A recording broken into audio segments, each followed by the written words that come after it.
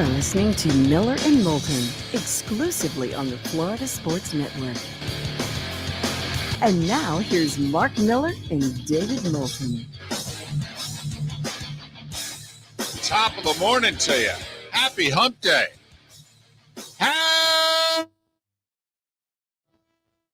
are you? Miller and Moulton on this final Wednesday of April. The draft is what, 36, 38 hours away? Apparently, we still don't know who we're taking. That sounds like the Jags. Miller and Moulton, the Florida Sports Network. How are you on this fine morning? I'm doing good. I'm doing well. Spent most of my day yesterday between reading a book and getting ready for the draft. I was football all afternoon yesterday. I thought you were just working on that English muffin with a fork. Oh, it was delightful. You missed it yesterday. We got off on a little bit of a tangent, in which somehow a game changer in life turned out to be popping open an English muffin with a fork. Well, it is. And I had explained to you yesterday that you opened one with a fork, which, I don't think it blew your mind, but it did shock you a bit. I did. I think I kind of drifted over from one lane into another. I think I might have scraped something. Yeah. So after the show, because there were English muffins in the house, I grabbed the fork, grabbed the English muffin, opened it up, toasted it. It was fantastic. Unbelievable, which means we have a poll question off the top of the show also. So I'm worried about the show. We're way too organized. We got 3 guests. We had the poll question ready to go before the show started. We're not this professional, so I'm worried. And we're getting ready for an extra show. My daughter yesterday knows me pretty well because I had said to her, I'll be down the hall from where her bedroom is tomorrow night for the draft show. And I said, she sleeps with the door open. Right. And I said, you're probably going to need to close the door tomorrow night. Right. I said, we're going to be up late. We're going to be loud. And in the back of your mind, you're thinking, and Dad's going to be drinking. There's a good chance. So she said to me, well, what are you getting? You're doing an extra show? So do you have Friday morning off? Since you're adding one, do you get to subtract one? And I said, no, honey, we're just doing the extra one. Well, why are you doing the extra one if you're not subtracting one? That's a great question, honey. It's a wonderful question. This is the one time a year, every year, that I do something for damn near nothing. Did you look at her and go, honey, it's all about the followers. I'm doing it for the followers. I couldn't even explain that to her. The more I thought about it, the more pathetic that sounded. We have to bring in our regular 4-station audience into something that was revealed. I don't know if it was revealed on air during our bonus hour, which is the 9 a.m. hour, aired only in Southwest Florida. But young Felipe revealed during the 9 a.m. hour yesterday that his car was hit. But he got digits out of it, remember? Right. He got digits. Right. He was hit. The person left the note. Right. But he was excited because a girl left him a phone number because she hit his car. Now, meanwhile, he cannot open the passenger door in his car, but he got digits. So, follow up. All right. Did you use the digits? Right. Did you meet? We met yesterday. Yes. We getting this thing worked out? It went well. She was very prepared. Prepared?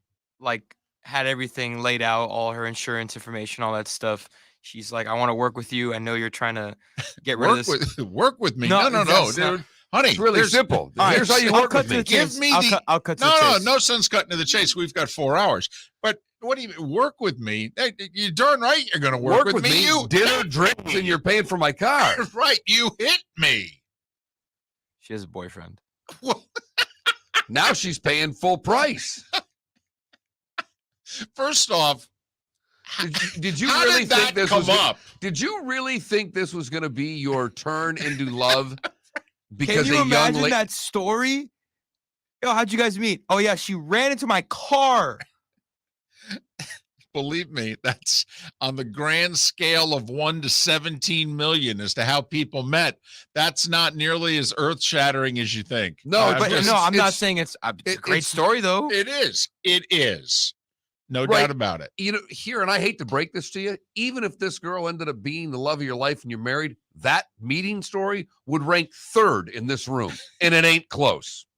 But I know you. Wait, hold on, because you have to get into this. You met your wife at a bar. How'd you meet your wife? He met his wife at a bar who was going to mace him. Dollar Molson night, right? Who threatened to mace and she him. threatened to mace me.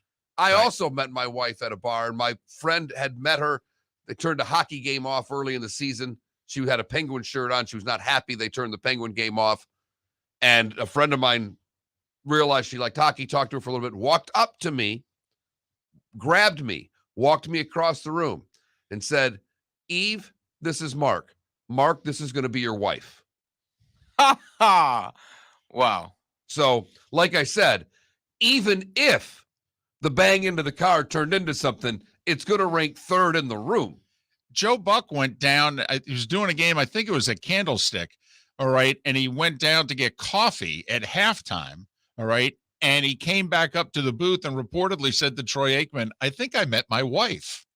All right. And it took a long time to get to, meet her again and talk to her or what have you. But the very first time, he wrote it in his book, okay, that he met Michelle. Okay. He just got coffee, ran into her, had 13-second conversation because he had to get back up to do the game. He goes back up. He says to Troy goes, what's wrong? And Joe goes, I think I just met my wife. This just in. We're not that smart.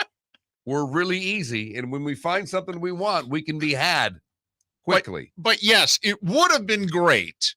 All right. Because it still could be great. Yes. I mean, yeah. I mean, just because, trust me. All right. There's still a lot of game left to be played, but it would have been great because you could have said to everybody, well, how'd you meet? Well, she hit on me, literally. There you go. So, but okay. So she came prepared. So apparently she's going to be an accountant. And that means the boyfriend was in the room too. No, the boyfriend wasn't in the room. Was he hovering? No, he wasn't there, but it took some investigating to realize the situation. And Investigating. So I'm curious. Are you solving a crime? Conversation. I'm just curious. How did you get there? Because clearly you wanted to find out if she was single or not. All right. I mean, so how did you get there? She was really cool too. Did you throw again, Felipe? What do you mean? How did I get there? She hit my car. An interview works. Here's how interviews work. And I know you're a communication major.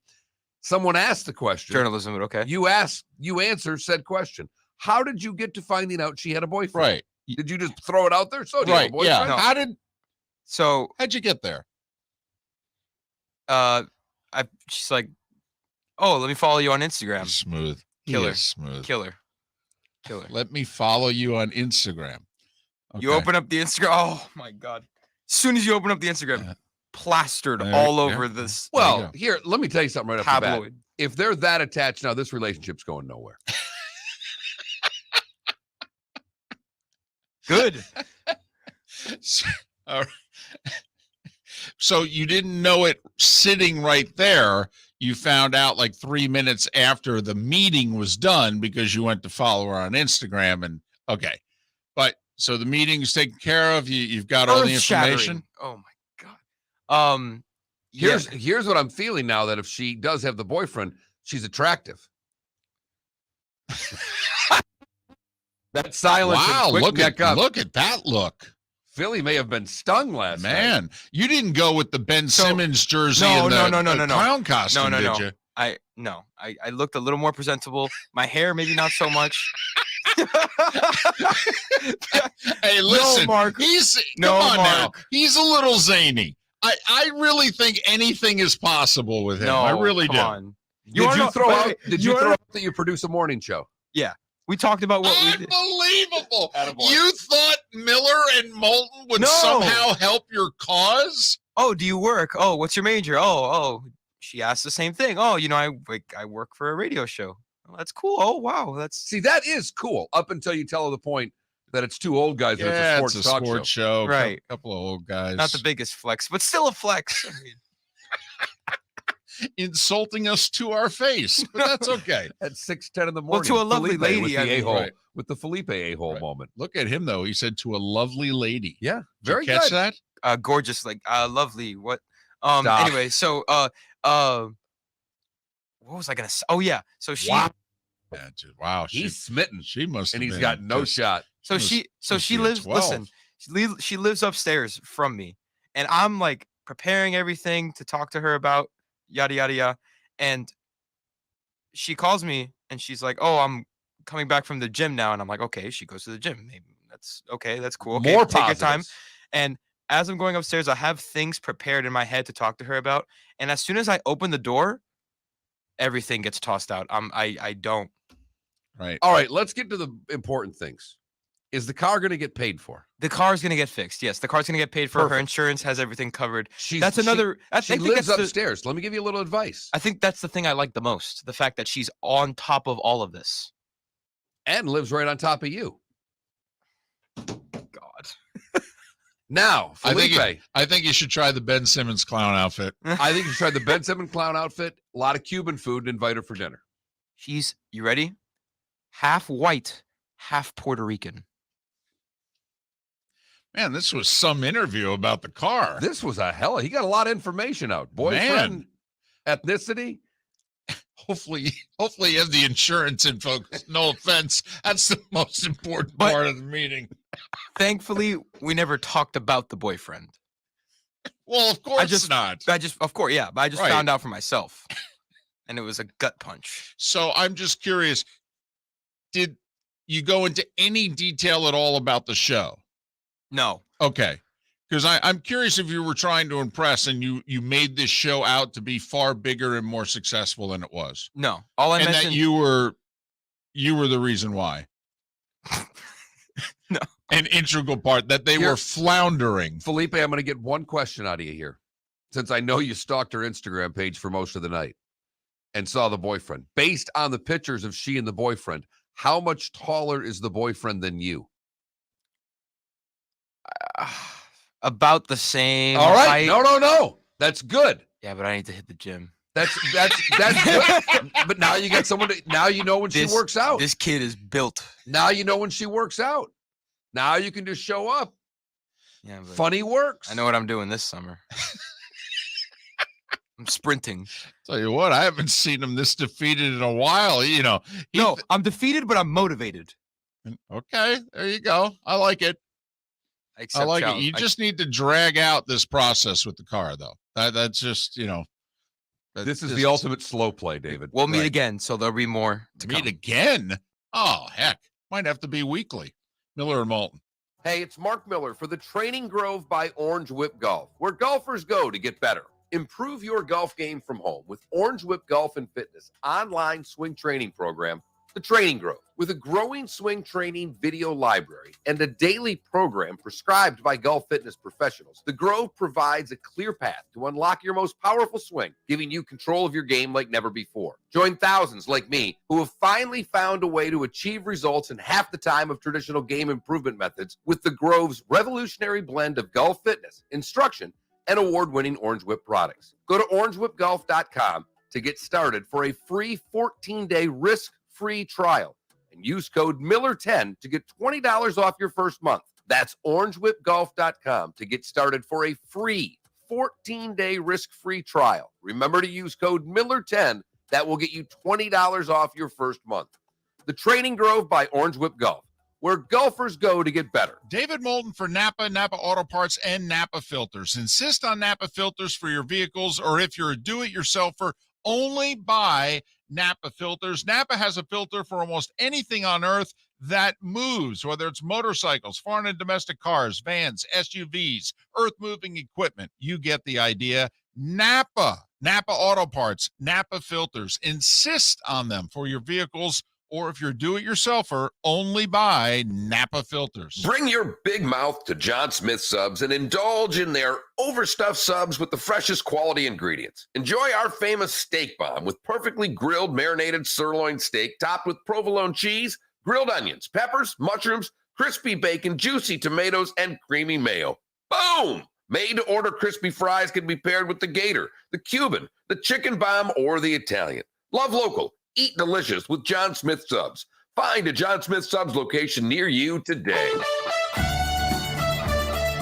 You are listening to Miller and Moulton on the Florida Sports Network.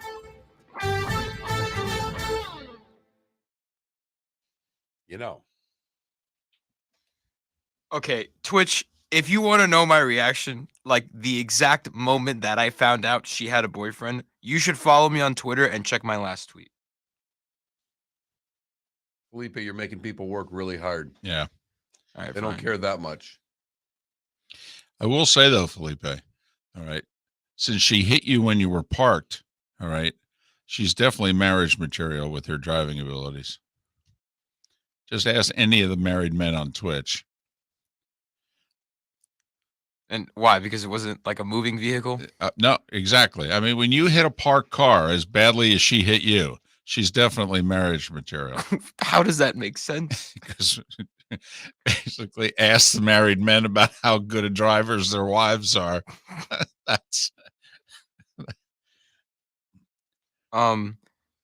But East Coast. tell Mark to put his headphones on. I want him to hear this. He wants you to hear this. Oh, You- Felipe, you got 4 hours to do. Wait, you asked me a question. I want to answer know, you. well, you could have answered. I'm already over it. No, where's she- it's where's she I from? couldn't talk to you because we were Where is she from?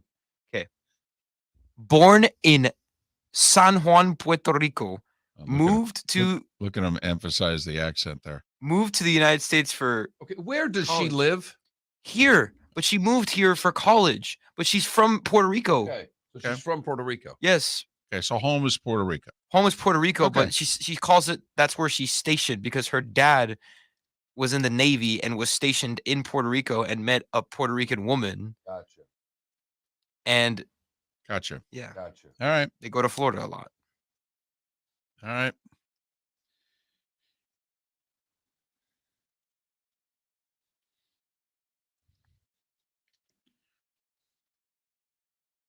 Klecko, I was sad. Very sad. Horrible. Things were going so well. So well. In Think your he's back mind. out. In your mind, I'm sure she's thinking, man, I got to get this over with. I went home. I contemplated everything. I'm like, I need to shave this mustache. I need to cut my hair. Well, I need to. you know what? She could lead to a lot of positive changes here. This young lady may have a big impact on your life. Either that or you're going to start eating Oreo cookies by the dozen. Yeah. No. Gonna be No. popping English muffins No. 2 at a time. You'll be over at Milano's or whatever that place is Yep. getting By the way, croquetas and I say no, but my friend Ed yesterday goes, "Hey, I want to make shrimp parm pasta. You want to do it?" And we made like an entire batch. And you're young. All you have to do is work out. All you have to do. that's all I need to do right You now. quit carbs for 3 weeks and work out, you'd lose all the weight you needed to lose. What, just eat fruit 24/7, fruit and No. vegetables, Why would you do that? You'd eat protein and vegetables. protein, You chicken. drop whatever stomach you have in a heartbeat because you're young. Damn. Borderline Johnny Mac. Borderline stalking her? He's about to get arrested. Oh, please. Please.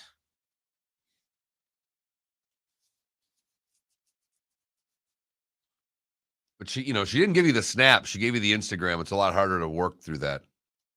What do you mean? It's actually a lot easier to work through. Is it? that. The Snapchat, there's nothing to see on Snapchat unless they I know, post but something. you know who doesn't see it is her boyfriend.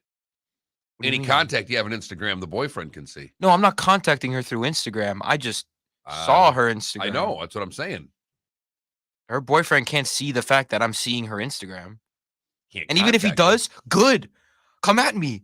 Wait a minute. You just got to tell me how big he is. Come at me. Come at me. God. Me and my 5'10" wing game. Come at me. I got that wingspan. I have a reach. No, I'm just kidding. I'm not trying to fight this guy.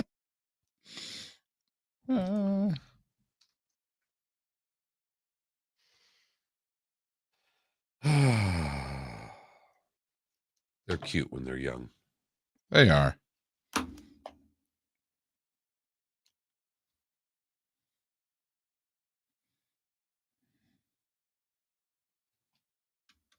Steve, I'll break his ankles. You don't understand.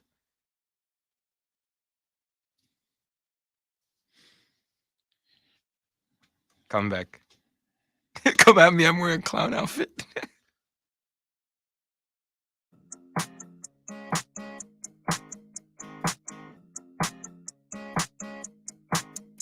You're listening to Miller and Moulton, exclusively on the Florida Sports Network.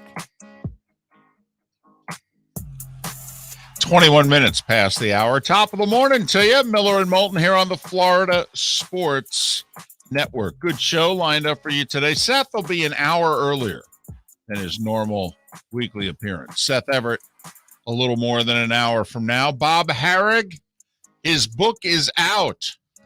Tiger and Phil and their rivalry. We'll talk to Bob about that. Also about the Saudi League and Norman and the British and Bob in our 8 o'clock hour. And I said we were going to talk to someone who covers all 8 of the teams that have 2 first-round picks. The last one left to talk about is the Texans. John Harris. He lives the Texans. John will join us 2 hours from now. We got a good show lined up for you. And we got a poll question. Favorite breakfast bread? Toast doesn't count. Right. I mean, it's toast. Your English muffin, Right? your bagel, Mm-hmm. your croissant, Yes, that was nominated yesterday. Croissant. and a biscuit. Yeah, we went biscuit over toast. Because toast is too many areas to go. Yeah. So there you go. It'll be up momentarily. What do you mean, momentarily? It's not up yet? Hell, we knew about it 21 hours ago. That's on me. Oh, boy, this show is just starting out swimmingly. Hey, Mark Emmert announced yesterday that he's out of here. However, I mean, he gave like 13, 14 months notice. I mean, Well, unless they find someone before then. we could do that by Friday, man. I was going to say, when you put the out, unless they find the replacement before then, we've got him. Who is it? Don't know. Right. Mark, this just in. I'd start cleaning out your office now. All right. Because it won't take long to find somebody better than you. Now, it may not be the right choice, but I could find somebody better than you by this afternoon. I saw there was a member of the media, a woman based on the West Coast, and she sent out a tweet that said, I want to apply for this job. I've got some ideas. I think I'd be good at it. And I'm thinking, well, after the last 10 years, why not? I think we could all raise our hand and nominate ourselves. I mean, he just got an extension and a big raise. I know. Which leads me to believe, I hope, obviously, I hope he's there's healthy. nothing wrong with him. Right. Yeah, I mean, that was the first thing I thought of. There's some health problems that we don't know about because he literally just got an extension, just got a raise. Right. And this came out of to me, it came out of nowhere. I was nothing. surprised. I was surprised because actually the word was before he got the extension and the raise that maybe he would step down, that it was time. Can I ask a serious question? And I understand you're typing, favorite breakfast breads here. So I feel it's the perfect time to ask you a serious question right in between your English muffin and your croissant. So Emmert's going to resign. Is there an NCAA left? Or has he burned the house so far down that, quite frankly, doesn't matter who replaces him? It's over. Long live the NCAA. I'm being very serious. I'm flippant, but deep down, is there anything left to the NCAA? Or is it dead? Well, I mean, imagine you wanted to come in and you wanted to be, hey, there's a new sheriff in town, and his name is Mark Miller. you don't have football. Now, you haven't had it since the mid-'80s. No, I understand that. But most people somehow in their heads think that everything's all-encompassing with the NCAA. So I remind people that you don't have football right off the bat. Okay. You have a basketball tournament. That's a big one. A great basketball tournament. Yep. But you also have the transfer portal and NIL looming out there that are ripping apart the core of everything that office tried to have for its existence. Well, and basically, I mean, let's be honest. And I'm not blaming you because you're the new sheriff who wants to come into town. But just so you know, your predecessor for the last 5 years threw his hands up and did nothing. Tried a Hail Mary court case and lost and basically said, well, guys, it's up to you. I don't have any solutions. And it'd be great if Congress could help us out because I got nothing. I think you are on to something. You know, we had Darren Heitner on the show, and I asked the question, can the genie be put back in the bottle in any way, shape, or form? And he's like, no. And he didn't just give a no. He gave a 3-minute answer as to why no would get crushed on every end. Well, and I said, because he's in his answer to your question, basically described there is no salary cap. And so I said, well, the other major professional sports, most of them have salary caps. However, those athletes are employees. And as of now, the student athletes are not employees. And we all know it's very different once you become an employee. And he said, well, that would change things. He goes, and he did say, now we could spend an hour on this. Right. He goes, but it would change things. It'd be complicated, but that would change things. And, you know, it's about a 15-minute drive home.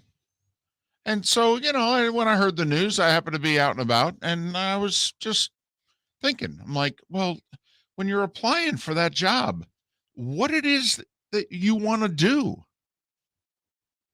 Because if you're not going to try to do something about the transfer portal and or NIL. I don't know. First off, the second one, David, I don't know what you can do on NIL. The Supreme Court was pretty clear about what NIL is, and that's the other point that Darren Heitner made in an interview. Now, the transfer portal, I think you could. There are things you could do. There are timing issues you could put in. At the very least. You could also change the rules, quite frankly. I mean, right now, it's, you know, you can get up and leave. You just get up and leave. Don't even really have to have a good reason. Just get up and leave. I mean, you could change the rules. It might be challenged in court. It might not. But I think there's something you could do with the transfer portal. But I mean, Mark, let's be honest. Right now, Mark Emmert has essentially been a banquet manager. He's been an event. He's not even the event planner. He's the guy who owns the company that does event planning. I mean, that's what the NCAA is right now. No, you're right. They're event planners. They're a travel service, and not a great one at that. So if I'm interviewing you, I'm curious, what is it that you're trying to do? It's a great question, and I'm searching for an answer as I'm trying to find some words, because outside of the crazy part of this is what we've talked about for a long time, is to address the split that's coming between the haves and the have-nots. And can you keep your NCAA little pile without the haves? Right. I mean, Jack Swarbrick came out in an interview with Pat Forty a couple days ago and said, oh, the haves are going to split. It's going to take 10, 12 years, but sometime in the 2030s, oh, yeah, we're going to be down to about 4. It's what Dabo said 2 weeks earlier, which he goes, we're going to be down to about 40, 50 schools. And right now, we're down to about 130. For football, anyway. I don't know, other than to expedite that process and try to make it as worthwhile for the NCAA as possible and beg them to keep your basketball teams in my organization so I can still have a tournament. Because that's the other side of this. When football splits, what happens to basketball? Now, I think they can hold on and keep hoop as part of the NCAA, and I think it's probably the biggest job, whoever the new president of the NCAA is. Miller and Moulton. Starting 5 is next. Seth Everett in an hour here on the Florida Sports Network. Hey, it's Mark Miller for the Training Grove by Orange Whip Golf, where golfers go to get better. Improve your golf game from home with Orange Whip Golf and Fitness online swing training program The Training Grove, with a growing swing training video library and a daily program prescribed by golf fitness professionals, the Grove provides a clear path to unlock your most powerful swing, giving you control of your game like never before. Join thousands like me who have finally found a way to achieve results in half the time of traditional game improvement methods with the Grove's revolutionary blend of golf fitness, instruction, and award-winning Orange Whip products. Go to orangewhipgolf.com to get started for a free 14-day risk-free trial and use code Miller10 to get $20 off your first month. That's orangewhipgolf.com to get started for a free 14-day risk-free trial. Remember to use code Miller10. That will get you $20 off your first month. The Training Grove by Orange Whip Golf, where golfers go to get better. David Moulton for Napa, Napa Auto Parts, and Napa Filters. Insist on Napa filters for your vehicles, or if you're a do-it-yourselfer, only buy Napa filters. Napa has a filter for almost anything on earth that moves, whether it's motorcycles, foreign and domestic cars, vans, SUVs, earth-moving equipment. You get the idea. Napa Auto Parts, Napa filters. Insist on them for your vehicles, or if you're a do-it-yourselfer, only buy Napa filters. Bring your big mouth to John Smith Subs and indulge in their overstuffed subs with the freshest quality ingredients. Enjoy our famous steak bomb with perfectly grilled marinated sirloin steak topped with provolone cheese, grilled onions, peppers, mushrooms, crispy bacon, juicy tomatoes, and creamy mayo. Boom! Made-to-order crispy fries can be paired with the Gator, the Cuban, the chicken bomb, or the Italian. Love local. Eat delicious with John Smith Subs. Find a John Smith Subs location near you today. You are listening to Miller and Moulton on the Florida Sports Network.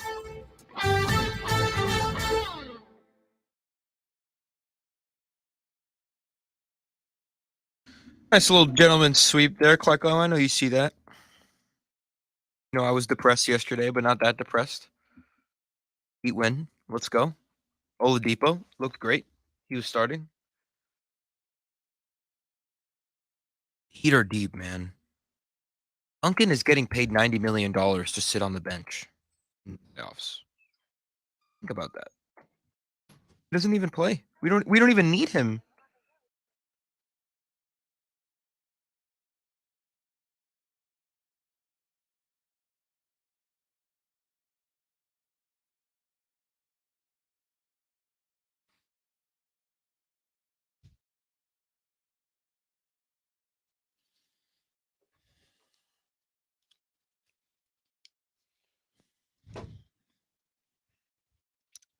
Rick, I got to say, I can only imagine what Dan Dockich is like about NIL and the transfer portal. I mean, talk about a guy who's living in the 70s. It's an entertaining show, though, but he's living in the 70s, except for gambling. You'd love Dockich's show. Yeah. You would. I will say it moves. He's really good at keeping it moving. All right. He's got a guy that he bounces things off of. He brings in guests quickly. All right. And he'll bet on cockroaches too. I mean, a lot of gambling.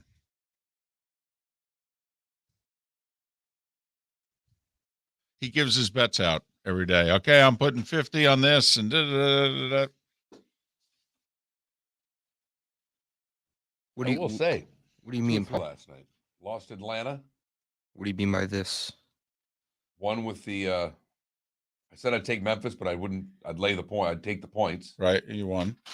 And then the other one covered. Suns covered. Right. You said you'd take Atlanta yesterday? No. Oh, I heard that wrong. No, I said I'd take all the home teams, but I'd take the points in the T-Wolves game. Oh, gotcha. So he went 2-1. Trae Young. Questions up. Nice. I'll get that up on the website. Trae Young had more turnovers than field Don't goals. thumbs up me. Thumbs up. Way Don't to go. thumbs up me. Bashes me. Way You to don't go. have the poll question up yet? I get the poll question. Oh, it I was get just this. too good of a line. Come on. It was a great line. I'm just giving you shit. I know. Well, you can give me, considering my technological contributions to this show. DC, when Ant made that shot in the corner, I lost my mind. But then Ja did Ja things. Damn, I feel so badly for the Minnesota sports fan. Me too. And I know Karl Anthony Towns is. Can you throw ESPN on so I don't have to look at this Oh, show? yeah, my bad. Keyshawn half awake in Vegas.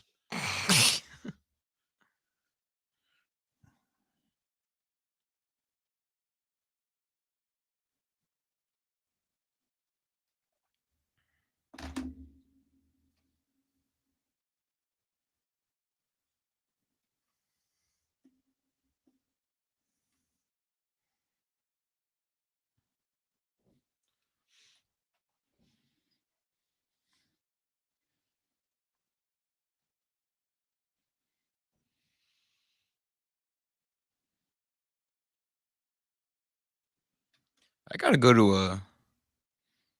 Yeah, Rick, we talked about it on our show. We actually talked about it with Darren Heitner on our show. Yep.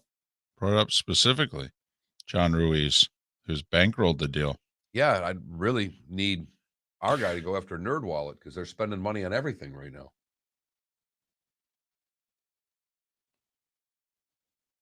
I need to go to a Panthers playoff game. Yeah, you'd love it. I'm sure I would.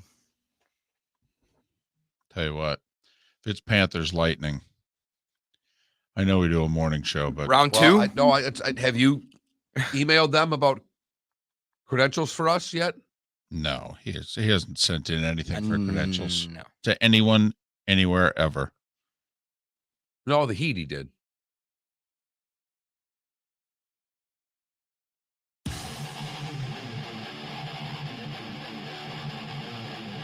You're listening to Miller and Moulton, exclusively on the Florida Sports Network.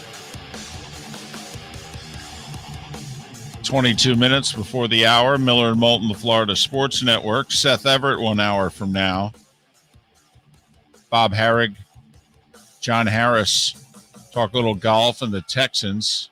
3-13 for the Texans. I actually think the Texans are going to shape the draft. I think the draft begins with the Texans at 3. I mean, does it really matter what defensive end goes 1 and what 1 goes 2? The Texans are the one that I think the dominoes start falling. I guess unless Jacksonville takes a tackle. But I mean, I still don't think it matters a whole hell of a lot. I'm with you. Yeah, no. Now, if all of a sudden one of the top 2 teams go offensive tackle, that's a different story.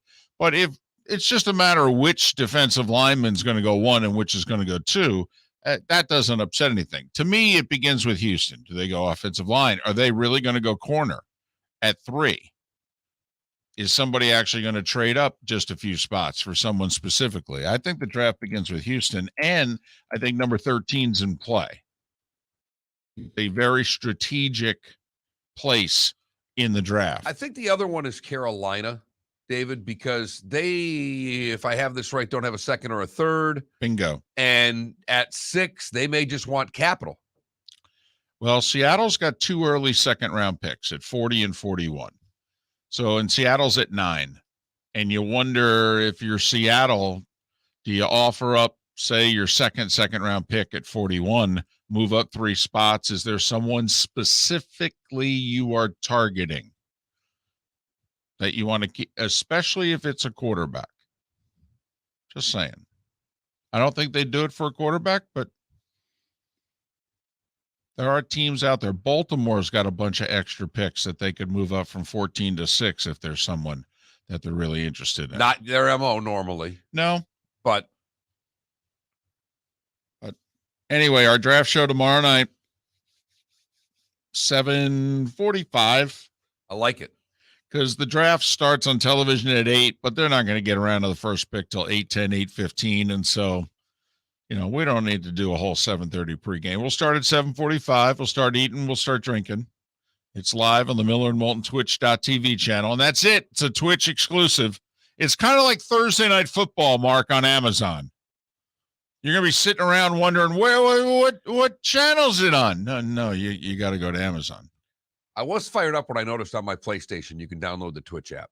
So that can put you on the big screen via, if someone's got a PlayStation, they can go to Twitch and they can throw us on the big screen. Because that's what your wife wants, is for you to watch draft coverage on the biggest TV in the house with Miller and Moulton.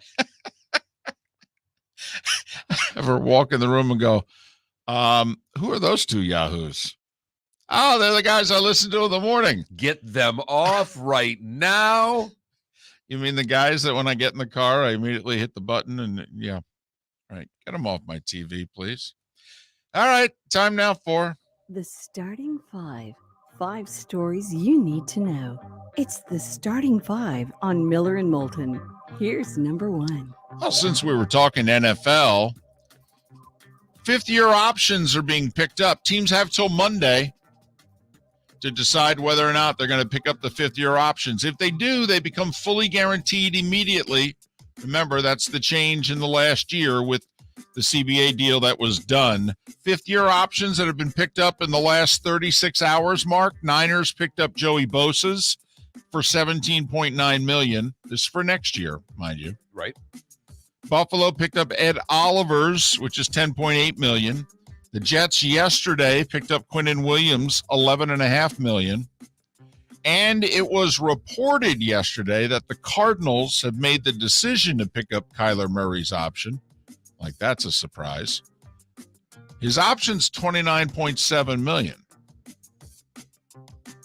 So he's playing for about half that, or a little less than that even this year. But next year, basically, Kyler, final year of his rookie deal, will be making 30. NBA playoffs last night. The Heat eliminated the Hawks 97-94 without Jimmy Butler, who didn't play because of knee inflammation. Bam at 20 points, 11 rebounds. Oladipo. Where did this come from, Victor Oladipo? Yeah, this wasn't against the Orlando Magic. No, in a meaningless Tuesday game. This was against the Hawks in the playoffs. Victor Oladipo with 23 points. Heat went on what was it, like 15, 17 nothing run in the second quarter and never looked back. Hawks made a late run, lost by 3. Trae Young had 11 points. He finished shooting 32% for the series. He had as many turnovers as assists. He had an 8-point game, a 9-point game, and an 11-point game. And he bricked a 3 to end the game last night. He had more turnovers than field goals made. What a difference a year makes. So back to the drawing board for Trae Young and the Hawks. Heat advanced to the second round, where they're in line to play the winner of the Philly-Toronto series. Memphis came from 11 down at the start of the fourth quarter. T-Wolves have now become the first team to blow 2 double-digit leads at the beginning of the fourth quarter in a playoff series. Memphis 111-109. You know, I said they were done after they blew the first one. They obviously were not. They've been playing hard, but my goodness. It's tough to win 6 games in a series. Yeah, this series should be over. Yeah. Or at the very least, they should be up 3-2 going home. Instead, Memphis is up 3-2 because Ja hit a bucket with a second to go after Cat hit a 3 to tie it with 4 seconds to go. See how cool I tried to sound there? Yeah, you were Ja, really cool. Ja, Cat. All right. Somehow it just doesn't work when it comes out of my mouth. Phoenix had no problems with New Orleans. 112-97. They led the whole way. Led by 12 after the first quarter. Mikal Bridges, 31 for Phoenix, who's still playing without Booker. They're up 3-2. Game 6 is Thursday. By the way, the NBA games tonight, couple of big home favorites for teams looking to close out series. Milwaukee's a 12-point favorite, up 3-1 against the Bulls. Golden State, a 9-point favorite, up 3-1 against Denver. God, those are big numbers in closeout games. I'm they aware just of that. Really are. Well, Right? remember, I took Toronto in the points. I didn't think Toronto would win, but you were getting 7.5. Right. And, sometimes we forget these are professionals, and it's their season. They've invested 7-8 months into this. They're not ready to go home. NHL, final week of the regular season. Lightning with a 4-1 win at home over Columbus. They're 3 points clear of Boston for third place and a first-round series with Toronto. 2 more points in their final 2 games, and the Lightning will, in fact, play the Maple Leafs in the first round. Boston guaranteed that they'll be no worse than the first wild card, meaning Boston will not face Florida in the first round of the playoffs. Right now, they would face Carolina. Boston, a 4-2 winner over Florida. Panthers still need one more point to clinch the President's Trophy. Carolina owns the Rangers. They beat them last night at the Garden 4-3 to clinch the division. The Rangers are in second. They're waiting to see whether or not they're going to play Pittsburgh or Washington, both of whom lost last night at home. Edmonton beat the Penguins 5-1. Edmonton locked up the second seed in the division. They'll host the Kings in a 2-3 matchup. Meanwhile, the Islanders beat the Ovechkin-less Capitals 4-1. Alex said, I don't even know if I'm going to be ready for the playoffs next week. He hurt his shoulder 2 nights ago, crashing into the boards. So, Washington a point behind Pittsburgh, and they have a game in hand. Penguins with 1 game left, Caps with 2. Toronto clinched second place with a 3-0 win over Detroit. They'll host, most likely, Tampa in the first round of the playoffs. Calgary beat Nashville 5-4 in overtime. The big game for the West, though, was last night. Dallas at home in a shootout over Vegas, 3-2. It puts the Stars a point away from clinching the final playoff spot. And I believe the Kings clinched their spot with that win as well. Blues and Wild both lost. Colorado snapped the 4-game skid with the 5-3 win over St. Louis. Minnesota's had a 10-game winning streak snapped at home by Arizona 5-3. The significance is that St. Louis and Minnesota are going to play each other. They're tied in the standings. Minnesota has 2 games left to play. The Blues 1 as to which team's going to have home ice in that series. Vancouver won, but they were eliminated from the playoffs. Anaheim beat San Jose, and Seth, we'll see if he stayed up to watch the Devils lose to Ottawa 5-4 in overtime. Major League Baseball, the Rays had a bad 4th inning. A couple errors, 3 errors in the game. Seattle scored 7 times in the 4th. Seattle beat Tampa Bay 8-4. Joey Wendell with a 3-run homer. Marlins 5-2 over the Nats. Anthony Rizzo with 3 home runs, and Judge homered on his 30th birthday. And Joey Votto at his first home run of the year. Well, they were playing the Orioles after all. Yankees 12-8.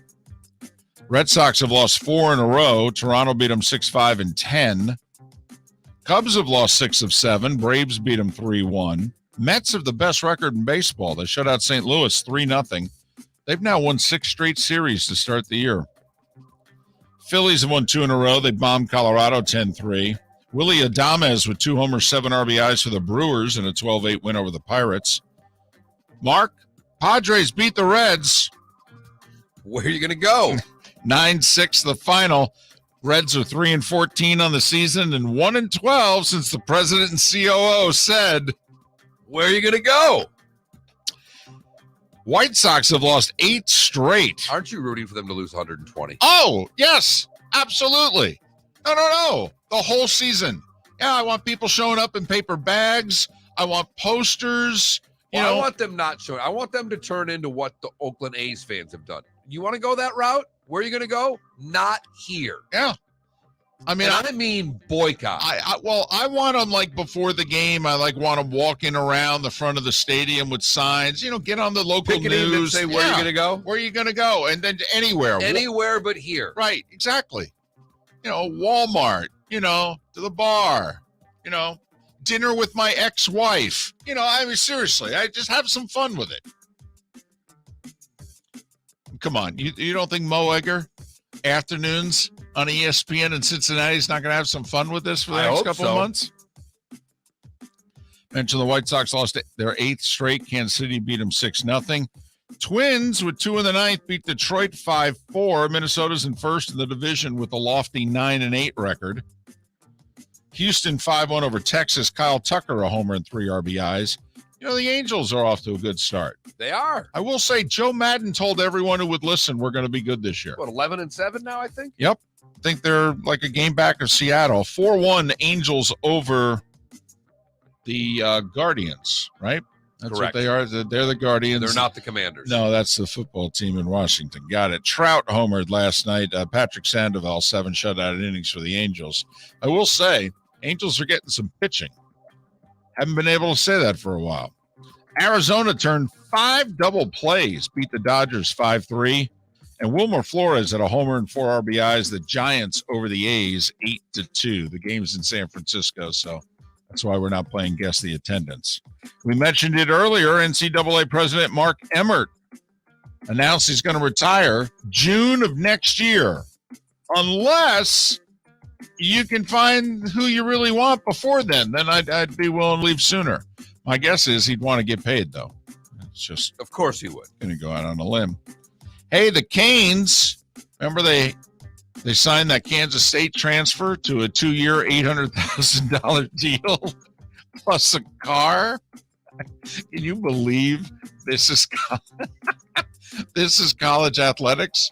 I mean, that's what happened. The kid from K-State transferred to Miami. He's getting $400,000 a year for 2 years plus a car. So they signed a kid for 2 years, $800,000 plus a car.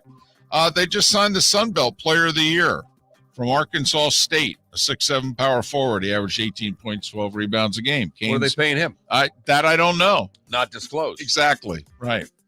Which is how it used to be in college basketball. We used to do all these deals. We just didn't know how much they were for. And Penn State looks as if they're stealing Boston College's athletic director. Patrick Kraft is reportedly going to be the next AD in Happy Valley. I wonder if he's going to continue to give the football coach everything that the old AD Sandy Barber gave him. Because let me tell you, whenever James Franklin went to Sandy Barber, she just wrote down on a blank piece of paper, handed him a pen, and said, "What do you want?" I'm wondering if the new AD is going to be like, Isn't that what you're supposed to do for your football program? You think James Franklin's worth what he's getting? Penn State's been good. They haven't been great. And that was the Starting Five every weekday morning at this time on Miller and Moulton. Miller and Moulton. I'm just wondering if the gravy train stops, that's all. He's had a good run. It shouldn't stop. Big Ten's still floating in money. Give the man his money. And they're floating now. Wait until you see what the new deal's going to be. Bring your big mouth to John Smith Subs and indulge in their overstuffed subs with the freshest quality ingredients. Enjoy our famous steak bomb with perfectly grilled marinated sirloin steak topped with provolone cheese, grilled onions, peppers, mushrooms, crispy bacon, juicy tomatoes, and creamy mayo. Boom! Made-to-order crispy fries can be paired with the Gator, the Cuban, the chicken bomb, or the Italian. Love local. Eat delicious with John Smith Subs. Find a John Smith Subs location near you today. Hey, it's Mark Miller for the Training Grove by Orange Whip Golf, where golfers go to get better. Improve your golf game from home with Orange Whip Golf and Fitness online swing training program, The Training Grove. With a growing swing training video library and a daily program prescribed by golf fitness professionals, The Grove provides a clear path to unlock your most powerful swing, giving you control of your game like never before. Join thousands like me who have finally found a way to achieve results in half the time of traditional game improvement methods with The Grove's revolutionary blend of golf fitness, instruction, and award-winning Orange Whip products. Go to orangewhipgolf.com to get started for a free 14-day risk-free trial. And use code Miller10 to get $20 off your first month. That's orangewhipgolf.com to get started for a free 14-day risk-free trial. Remember to use code Miller10. That will get you $20 off your first month. The Training Grove by Orange Whip Golf, where golfers go to get better. David Moulton for Napa, Napa Auto Parts, and Napa Filters. Insist on Napa Filters for your vehicles, or if you're a do-it-yourselfer, only buy Napa Filters. Napa has a filter for almost anything on earth that moves, whether it's motorcycles, foreign and domestic cars, vans, SUVs, earth-moving equipment. You get the idea. Napa Auto Parts, Napa Filters. Insist on them for your vehicles, or if you're do-it-yourselfer, only buy Napa Filters. Hey, it's Mark Miller for the Training Grove by Orange Whip Golf, where golfers go to get better. Improve your golf game from home with Orange Whip Golf and Fitness online swing training program, The Training Grove. With a growing swing training video library and a daily program prescribed by golf fitness professionals, The Grove provides a clear path to unlock your most powerful swing, giving you control of your game like never before. Join thousands like me who have finally found a way to achieve results in half the time of traditional game improvement methods with The Grove's revolutionary blend of golf fitness, instruction, and award-winning Orange Whip products. Go to orangewhipgolf.com to get started for a free 14-day risk-free trial and use code Miller10 to get $20 off your first month. That's orangewhipgolf.com to get started for a free 14-day risk-free trial. Remember to use code Miller10. That will get you $20 off your first month. The Training Grove by Orange Whip Golf, where golfers go to get better. You are listening to Miller and Moulton on the Florida Sports Network.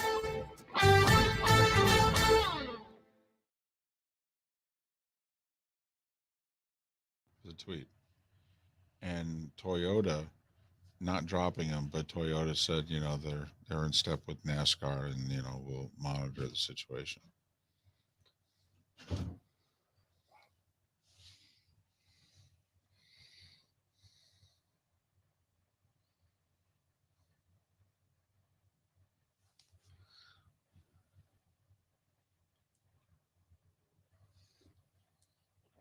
Thank God he didn't do Andrew Dice Clay.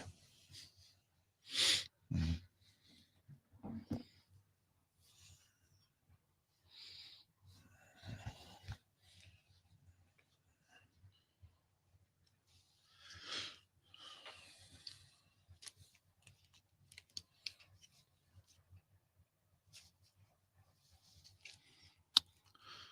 Yeah, Mac Espo had tied it, like a minute earlier?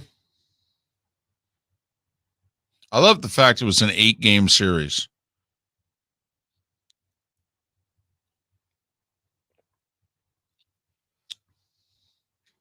I think Canada took 3 out of 4 in Russia. I think they went to Russia down 2-1-1.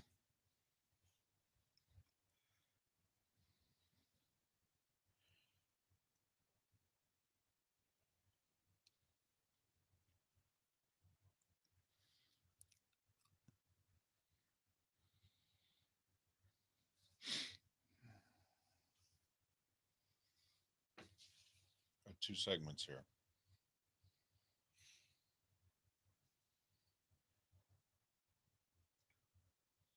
I got one about transfers if you want. Okay. Unless you got something. I don't.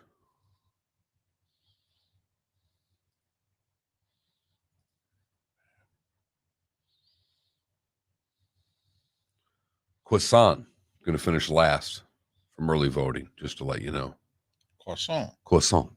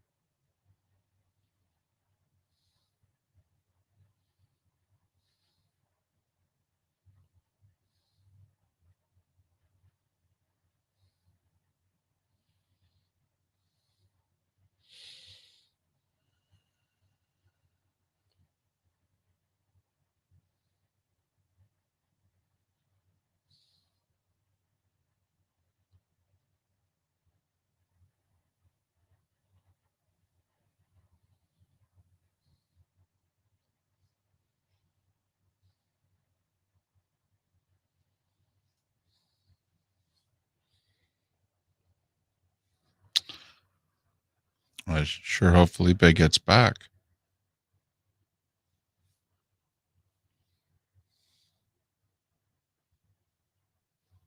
I think we have about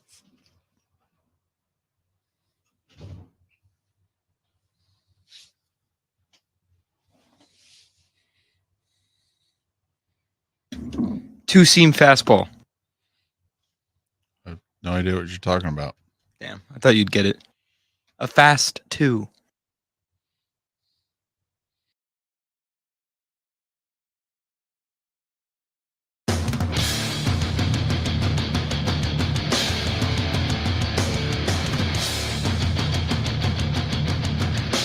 You are listening to Miller and Moulton, exclusively on the Florida Sports Network. And now, here's Mark Miller and David Moulton.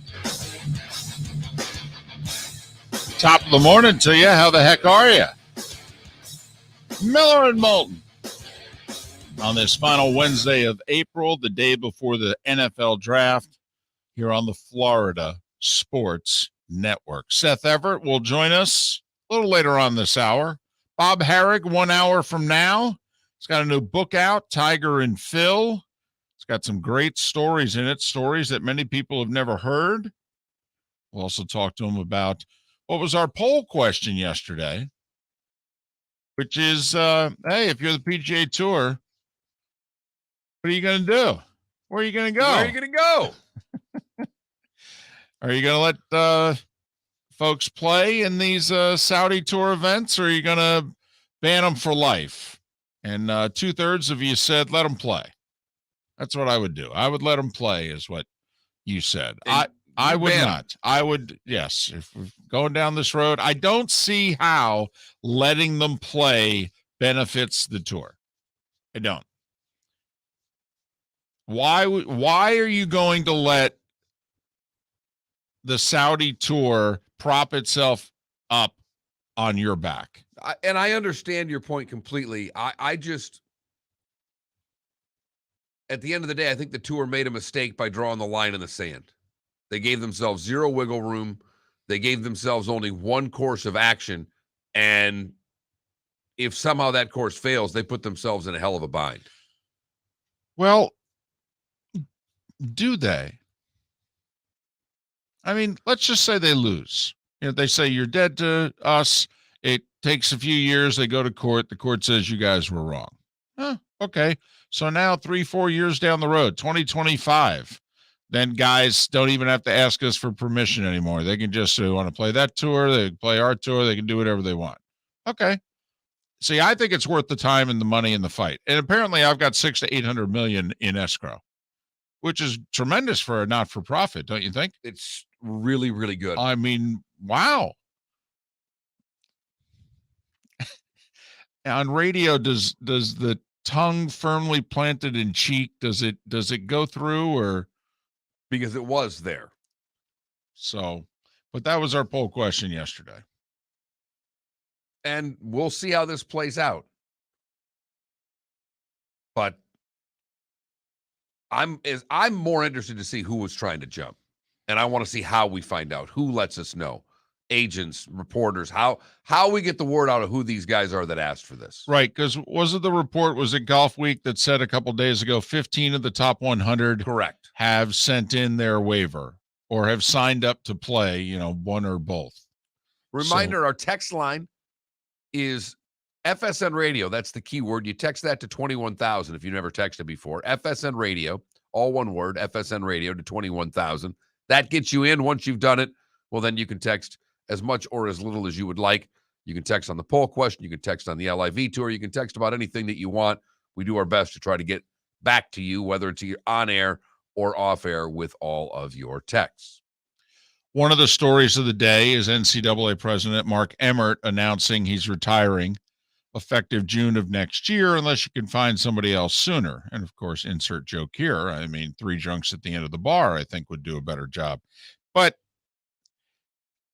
we also asked, hey, if you're incoming and you want this job, what is it that you think you could do about the transfer portal and or NIL? Can I throw a stat out at you? There's roughly 360. It's like 58, something like that. Division I basketball programs. 18 of them have yet to have a scholarship player transfer. 18 out of. So basically 340 schools have had someone transfer, 18 have not. Bingo. Yep. 10 of the 18 are what we would consider Power 6 programs, because the Big East is, and they're like Gonzaga's part of it. So there are 8 smaller schools: Tulane, Cal Poly, Hawaii, LIU, Army, A&M. It's a little harder to get a transfer there. Right. A&M, Corpus Christi, Nicholls State, and Grambling. So you got 8 smaller programs. Duke, it's because all theirs are going to the NBA. Right. Miami, Notre Dame, St. John's, Villanova, Minnesota, Rutgers, Kansas, Arizona, and the Zags. So of the big boys, of the Power 6 conferences, and when you include the Big East, you're talking roughly 75 schools. Right. So 10 of the 75 have not had a scholarship player. And the reason that's important is, believe it or not, walk-ons do transfer. Like Coach K's grandson is a walk-on. He entered the transfer portal. That's why it's important to note scholarship players. So that's how prevalent transferring is in basketball.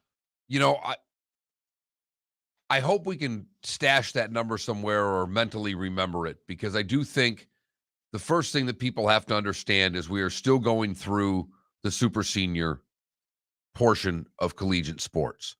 And that is, from the pandemic, we've allowed kids to stay and graduate, and basically a 5th and a 6th years Correct. were granted to many an athlete. Right. And this is going to go on for 2 more years. Right. Because think about it, if you were a freshman in 2020, that year essentially didn't count. So even though you played and what have you, you could then play 4 more. You could also take a redshirt year. I mean, you can have kids in 2025 who are still claiming a pandemic year from 2020. Great point with the red shirts. Now, we all believe there will be far less of it going forward, but it will still exist. And where the fallout comes is the high school athlete. No question.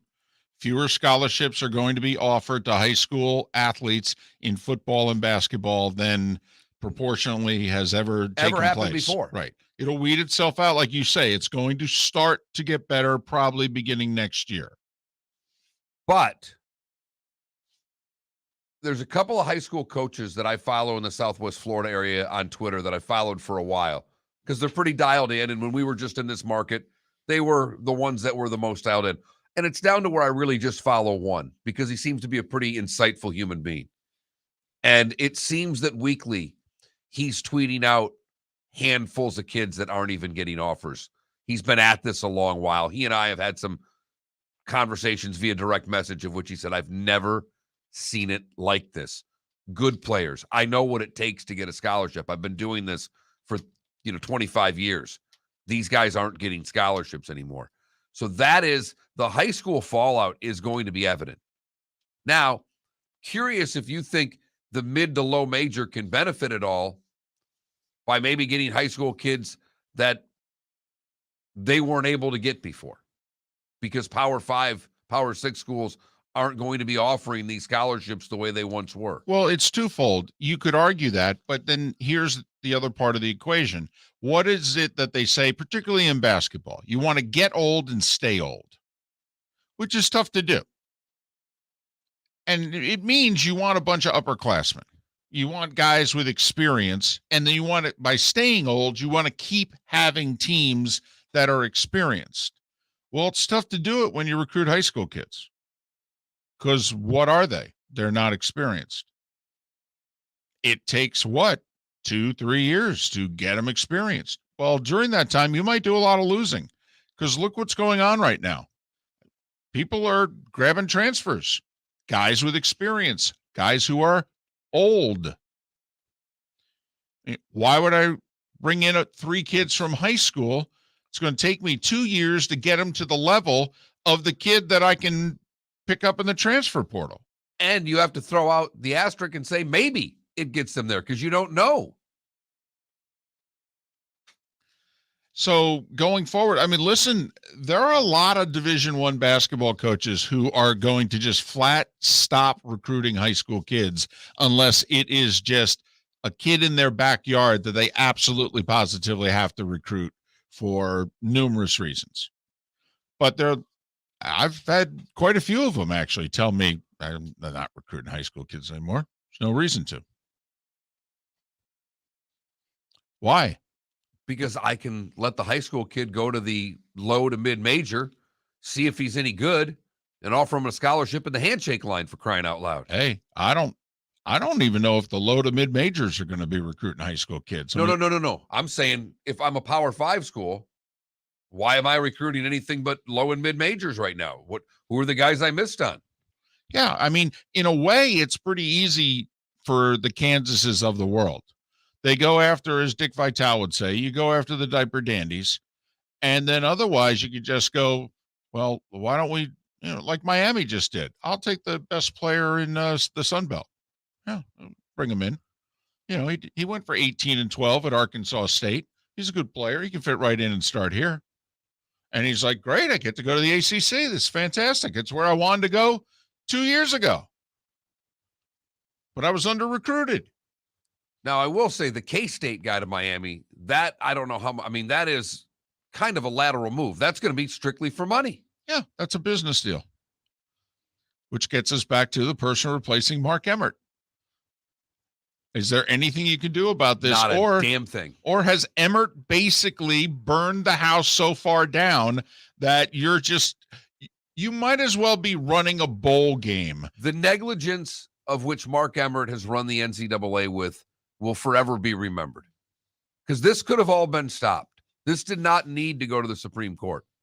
Mark Emmert had plenty of chances to do this himself, to implement rules, to put things in, but they just turned their head and said, nope. I do think the next person is going to do something about the transfer portal, though. And I think there's a lot you can try to do. You might even be able to limit the number of transfers you could take if you want. I mean, why not? You're the president of the NCAA. You're going to get sued no matter what. So you might as well go for the whole pie, to be honest. It'll take years in court to take out pieces of the pie. Hell, you got plenty of lawyers on retainer. It's the only employees you have. It's not like you're out investigating schools or anything. Miller and Moulton, what do you do with the transfer portal? Because I think it's the only area they can attack from the NCAA. I think they've got nothing on the NIL. It's important, though. Then again, is it a problem? I guess the fans will let us know.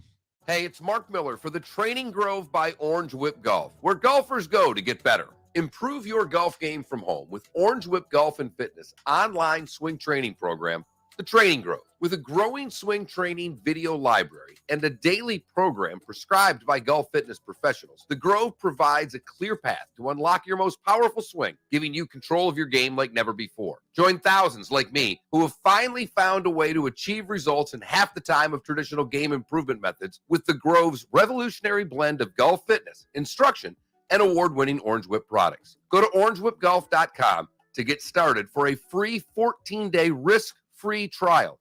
And use code Miller10 to get $20 off your first month. That's orangewhipgolf.com to get started for a free 14-day risk-free trial. Remember to use code Miller10. That will get you $20 off your first month. The Training Grove by Orange Whip Golf, where golfers go to get better. David Moulton for Napa Auto Parts, and Napa Filters. Insist on Napa Filters for your vehicles, or if you're a do-it-yourselfer, only buy Napa Filters. Napa has a filter for almost anything on earth that moves, whether it's motorcycles, foreign and domestic cars, vans, SUVs, earth-moving equipment. You get the idea. Napa Auto Parts, Napa Filters. Insist on them for your vehicles, or if you're do-it-yourselfer, only buy Napa Filters. Bring your big mouth to John Smith Subs and indulge in their overstuffed subs with the freshest quality ingredients. Enjoy our famous steak bomb with perfectly grilled marinated sirloin steak topped with provolone cheese, grilled onions, peppers, mushrooms, crispy bacon, juicy tomatoes, and creamy mayo. Boom! Made-to-order crispy fries can be paired with the Gator, the Cuban, the chicken bomb, or the Italian. Love local. Eat delicious with John Smith Subs. Find a John Smith Subs location near you today. You are listening to Miller and Moulton on the Florida Sports Network.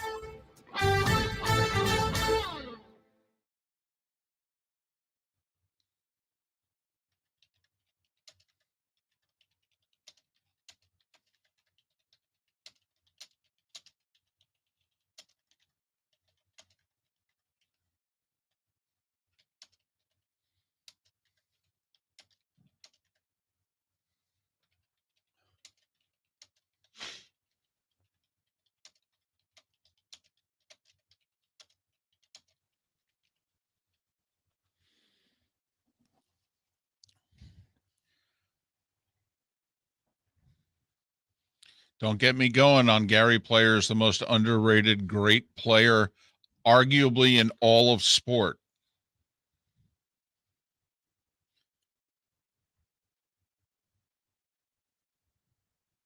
And think about the era in which he played. Player had to win his majors against Arnie and Jack. And he won majors through the 70s. He won the 78 Masters. Yep. Won the 61 Masters and the 78 Masters. I mean, and by the mid to late 70s, he had to play Trevino and Weiskopf and Miller and Watson. How many majors for Watson? How many for 8. Phil? Phil is 6. Watson is 8. 5 British. Yeah, I'm sorry. Watson right now is ahead of Phil too. Sorry. Now, Klecko, I'll make the case Phil's in the top 10. Like I'll go up against Sarazen I'd put him or ahead of Hagen. Sarazen. Like we haven't even brought up Walter Hagen, but I can make the case for Phil with the top 10. He won a PGA Tour event as an amateur, won an NCAA championship, won a U.S. amateur. Nearly 50 tour wins, 6 majors, oldest ever to win a major. I can put Phil, and there's no doubt he won in the Tiger era. Okay, but, no offense, Klecko, Player did it up against Arnie and Jack. If Watson won that last British Open, he's arguably top 5. Yeah, if Watson had won that British, he might be on the Mount Rushmore of golf.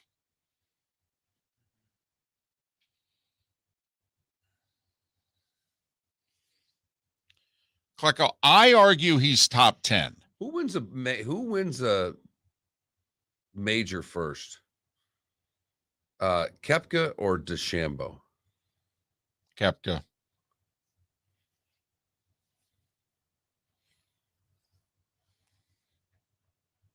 I don't think DeChambeau's got the short game to win majors.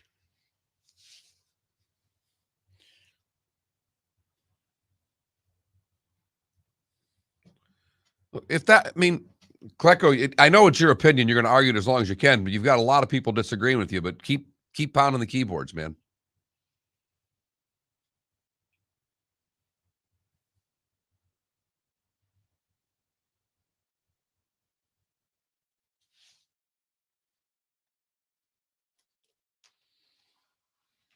Top 5 most popular. And I think that's you're mistaking popularity for talent.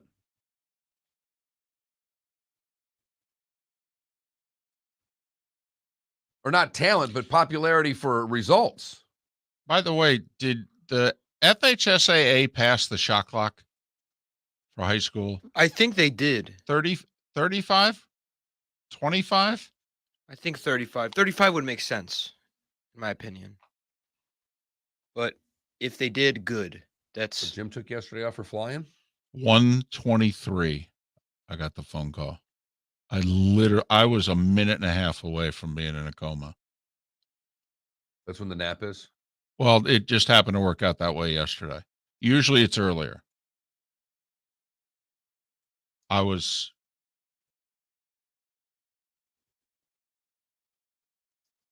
123.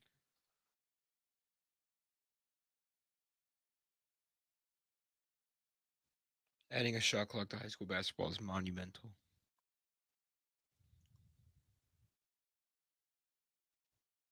Listen, We're coming Klecko. back.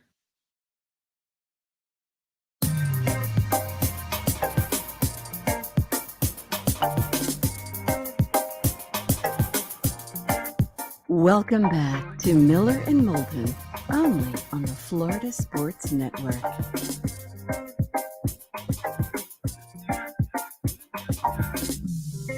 "21 minutes past the hour, Miller and Moulton, the Florida Sports Network. Seth Everett joined us, a little more than 15 minutes. Bob Harig, top of the hour. His book is out. We had him on 3-4 weeks ago. His book was not out yet. Tiger and Phil and the rivalry. Plus, also a few things have gone on in the world of golf since. So it'll be great to catch up with Bob Harig at the top of the hour. We'll talk Texans in a little more than an hour. The final of the 8 teams that we have profiled who have 2 first-round picks. Houston on the clock at 3-13. Jacksonville's on the clock. What would you do if you're the Jags? I'd try to trade with Detroit.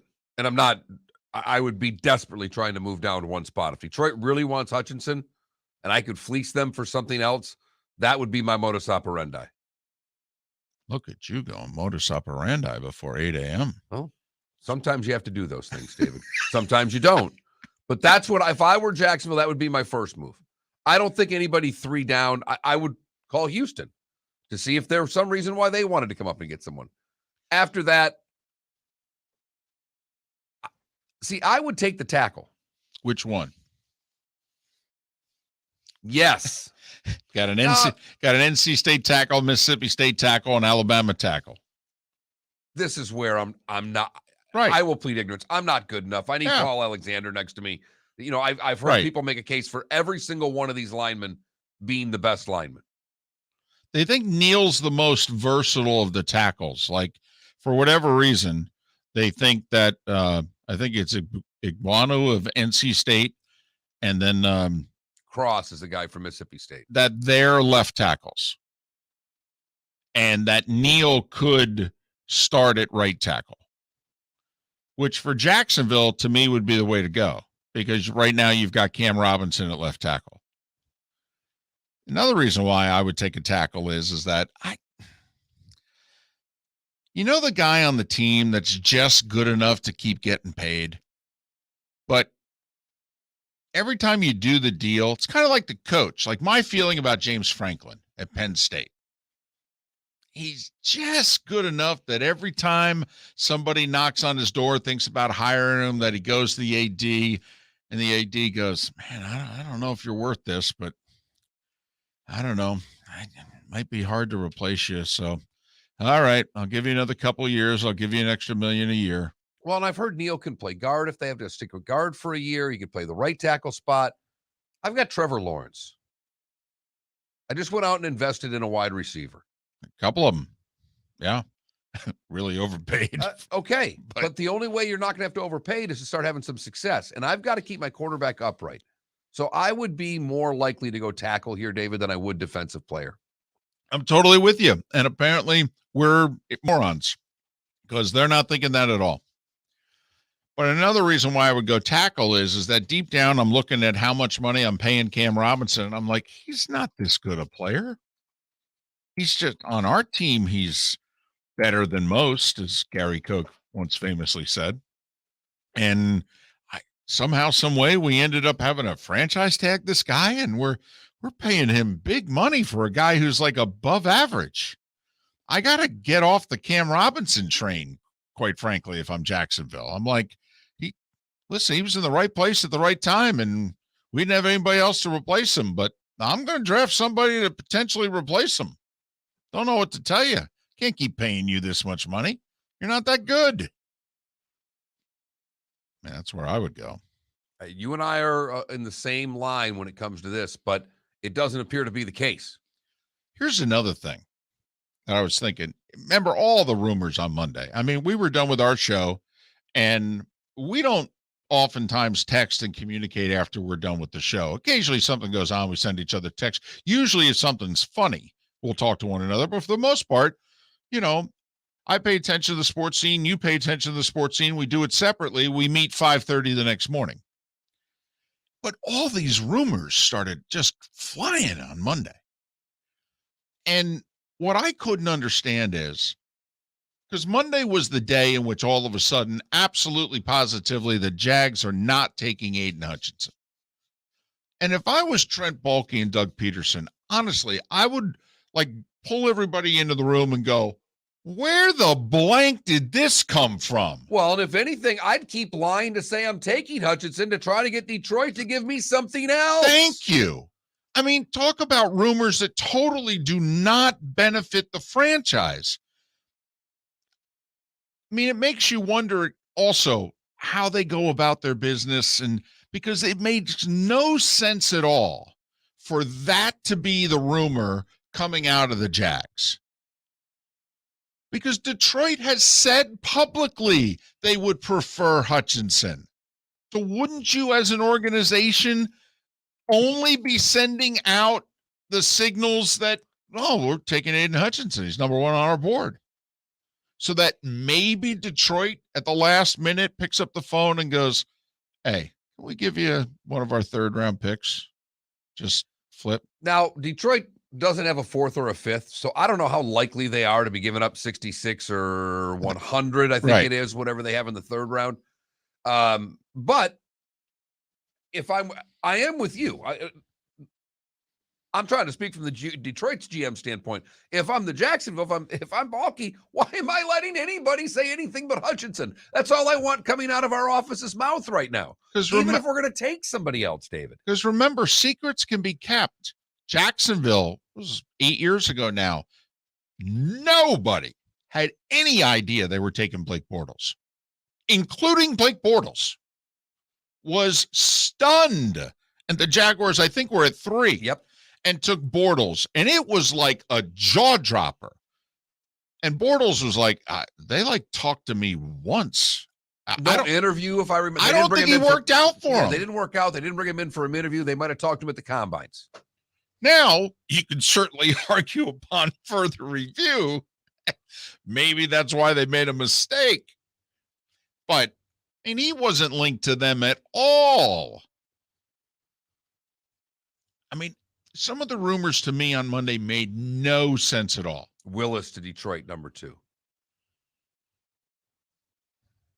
I mean, you're totally putting your job on the line if you're the GM and Dan Campbell. I mean, honestly, and you're doing it much sooner than you need have to.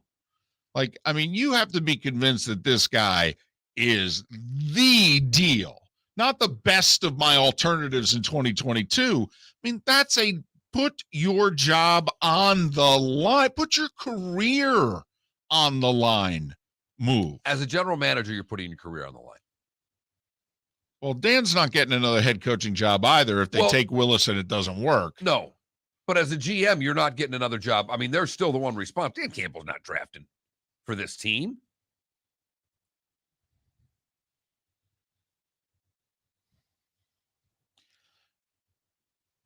So that's where we sit. We both think Houston is a key spot. The other one I look at is Carolina at 6. No second-round picks, no third-round picks.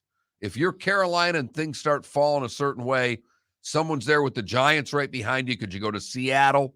Well, here's why I think Seattle could move up from 9 to 6. They need a tackle desperately. They don't have a left tackle right now. And the run on the tackles is not going to make it to 9. Not for one of the top 3 tackles. It may not make it to 6, but it ain't going to make it much past there.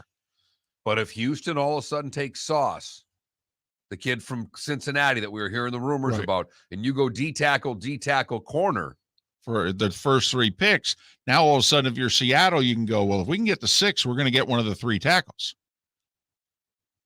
Now you could hang out, see whether or not you think they could fall to you, but that's a dangerous game to play. Because you know the Giants are taking a tackle at one of the 2 spots. Yes. I think it's a GM draft. It's not a player draft. Some drafts are player drafts. Most drafts are player drafts. I think this draft's a GM draft, which may not be the most exciting. Speaking of not the most exciting, Seth Everett is next.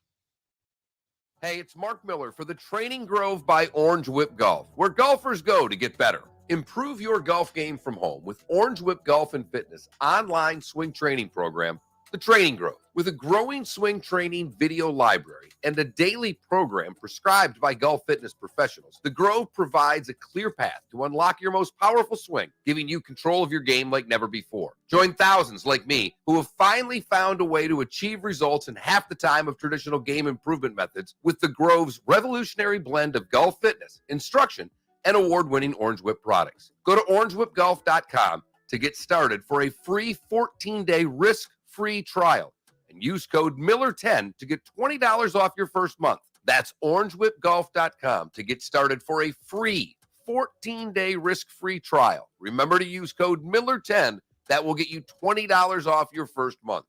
The Training Grove by Orange Whip Golf, where golfers go to get better. David Moulton for Napa, Napa Auto Parts, and Napa Filters. Insist on Napa filters for your vehicles, or if you're a do-it-yourselfer, only buy Napa filters. Napa has a filter for almost anything on earth that moves, whether it's motorcycles, foreign and domestic cars, vans, SUVs, earth-moving equipment. You get the idea. Napa Auto Parts, Napa filters. Insist on them for your vehicles, or if you're do-it-yourselfer, only buy Napa filters. Bring your big mouth to John Smith Subs and indulge in their overstuffed subs with the freshest quality ingredients. Enjoy our famous steak bomb with perfectly grilled marinated sirloin steak topped with provolone cheese, grilled onions, peppers, mushrooms, crispy bacon, juicy tomatoes, and creamy mayo. Boom! Made-to-order crispy fries can be paired with the Gator, the Cuban, the chicken bomb, or the Italian. Love local. Eat delicious with John Smith Subs. Find a John Smith Subs location near you today. You are listening to Miller and Moulton on the Florida Sports Network.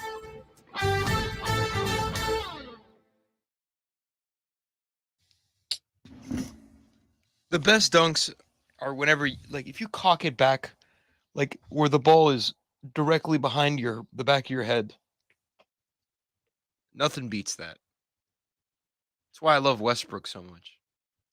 Funny thing is, he doesn't cock that one that far back. He leaned his body in.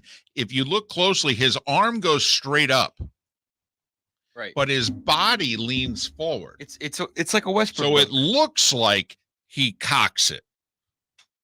It's still kind of a cockback though. Look closely. He does it. It's like a foot from perpendicular.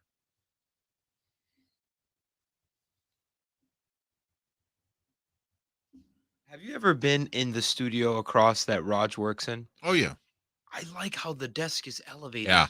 totally agree. I need that here. That's never gonna happen, obviously. But ow. Yeah. Well, the guys, because that's always been that station in that studio, Mhm.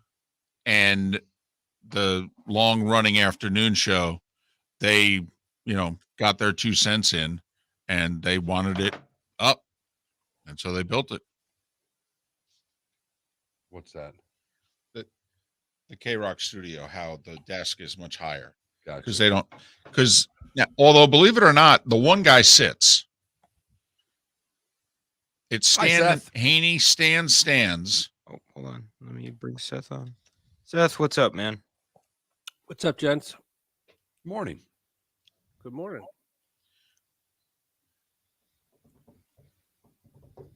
Seth, did you see some of the new reports about the Across the Spider-Verse movie? Yeah, I got delayed. It got delayed, but it's going to be a fat project. My buddy is the animation director. He's a Cuse guy, and he does the podcast.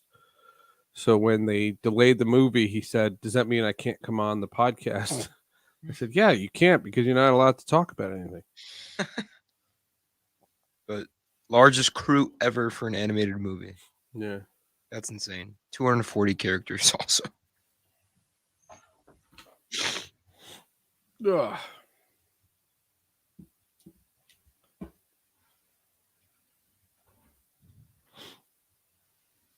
What you working on this week? Well, this week was my last week of Alabama and Georgia and Virginia. The last 2 days. That's done. Yeah, I do only Boston and New York starting May 1st. So I do Saturdays and Sundays, not Mondays and Tuesdays and Saturdays. So it's, How does one even get one of those gigs? what do you mean? How did you land that gig? Well, I was brought into the fold to do WCBS 880. And then when radio fell apart and 880 got bought by Entercom, they dropped the iHeart Sports people. Like there were like 15 layoffs. And we got taken to this meeting, and they said, if you're here, that means you survived, and you'll get your same hours, just won't be on 880. We're going to spray you around the country, and you're going to do all these other markets. And that's how it came about. Now what they're trying to do is streamline it, and so they want me on the bigger markets. So I do WBZ in Boston, and I do Bloomberg here in New York. But for me, I can go to bed after the shifts on the weekends. I can't do that during the week. So it's a lot easier.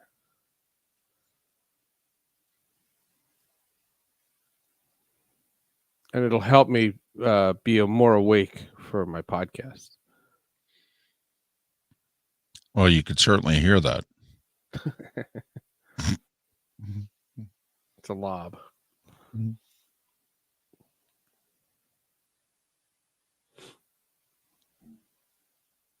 What do you say? We talk Elon Musk and Twitter? I'll do whatever you want. You can talk anything you want. You want to talk Manfred? You want to do whatever? I'm in. Manfred? What the hell did he do? The feedback I got from the Jeff Fry podcast was fantastic. I cannot wait to see the numbers.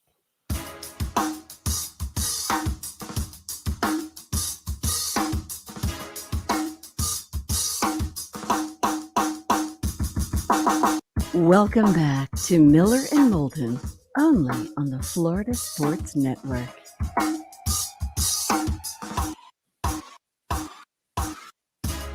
"22 minutes before the hour, Miller and Moulton, the Florida Sports Network. Thanks so much for listening. You can text the show, all one word, FSN Radio. Send that text to 21,000, 21000. That's if you've never texted before. Text us anytime. We read them. We respond to many of them, not all. And don't forget our poll question. We went bread. Yeah, after the discovery yesterday, I told David you can separate an English muffin more easily and get better sides of an English muffin by separating with the fork. Mind-blowing to one David Moulton led us to what's your favorite non-toast breakfast bread, bagel, croissant, English muffin, or biscuit. It's a tight race right now with English muffin with a slight lead. Seth, and, it's time for Seth Everett, Sports with Friends, Hall of Justice, text stream, whatever. Seth, did you know that you... Yeah, people by now know, and then we'll plug them at the end. I mean, follow them on Twitter, Seth_Everett.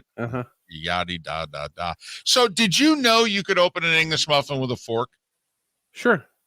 Usually if you have to open it right after you put it in the toaster and it's hot, you just grab a fork and it'll help you open it without breaking it. Well, I'm the idiot on the show. Because you were not, because there were more people than you that had their minds blown yesterday by the whole fork English muffin thing. Seth, if I was a car, I was drifting into the other lane. I was driving down the left lane with the right blinker on. I don't know what to tell you. Yeah, sure. You guys want a hockey joke? Absolutely. There's a guy on the Ottawa Senators, Ryan Shabbat. My 11-year-old walks in the room and says, "Is his real name Shabbat?" I said, "Yes, it is." And so she's looking for him on the ice. She wants to see what he looks like. So she says, "Where is Shabbat?" And I said, "Usually Friday nights into Saturday mornings."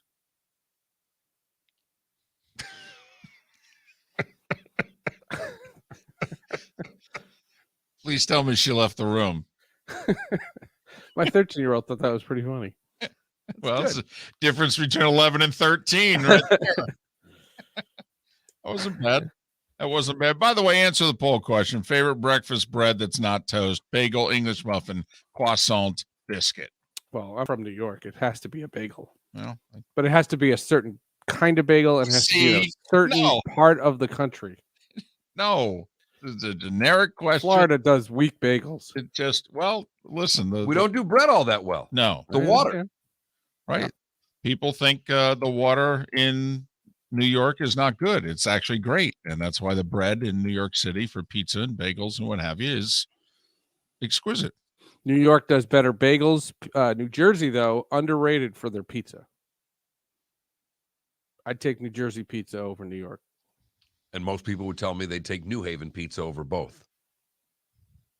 Those So people there- are communists. I don't know about that. Seth, I want to, David said it before. I want to get to the tech stream part of your podcast. Elon Musk spends $44 billion. He buys Twitter. Yeah. Um, We were second in the running.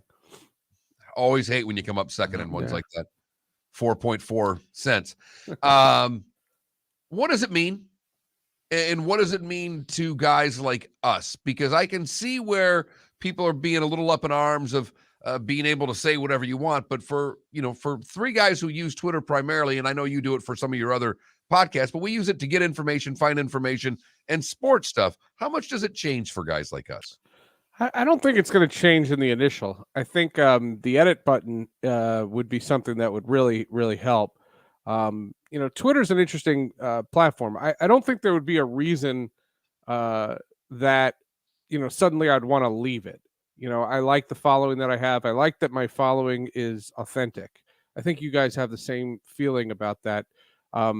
Twitter is inundated with bots.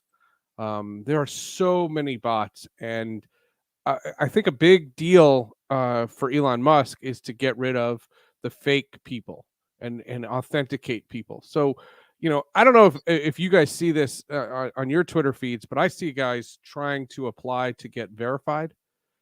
And that's a big thing. I got verified when I was with the Mets. I don't know how I did it. I don't know who did it for me.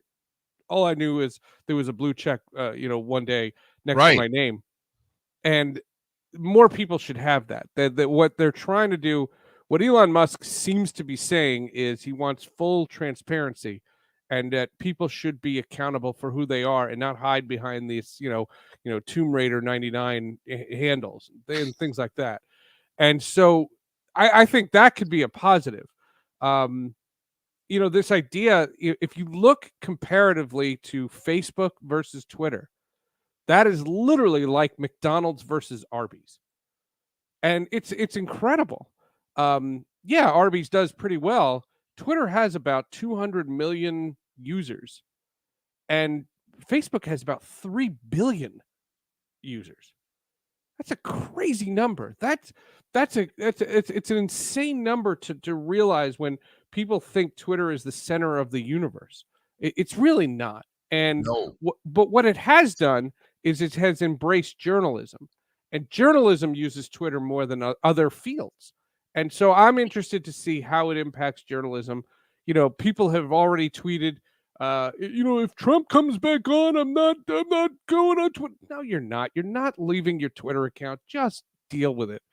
And to be perfectly honest with you, I didn't follow Elon Musk until, I don't know, yesterday or Monday. I was interested in what the guy seemed to say. I will say I test drove a Tesla recently. Was not impressed. I was not impressed. I like my my Hyundai Ioniq a lot better, and I'm not interested in going to space. So this is the first thing he's doing that's really interesting to me. Well, the good thing is I don't think you were on a short list, passengers to go to space. So I think you two, I think we're good. But with all the fine extra money you have by not buying Twitter, you might Right. be able to buy a spot on Bezos's. Now, I don't know what you're going to do. Maybe we're thinking about it. Yeah, totally.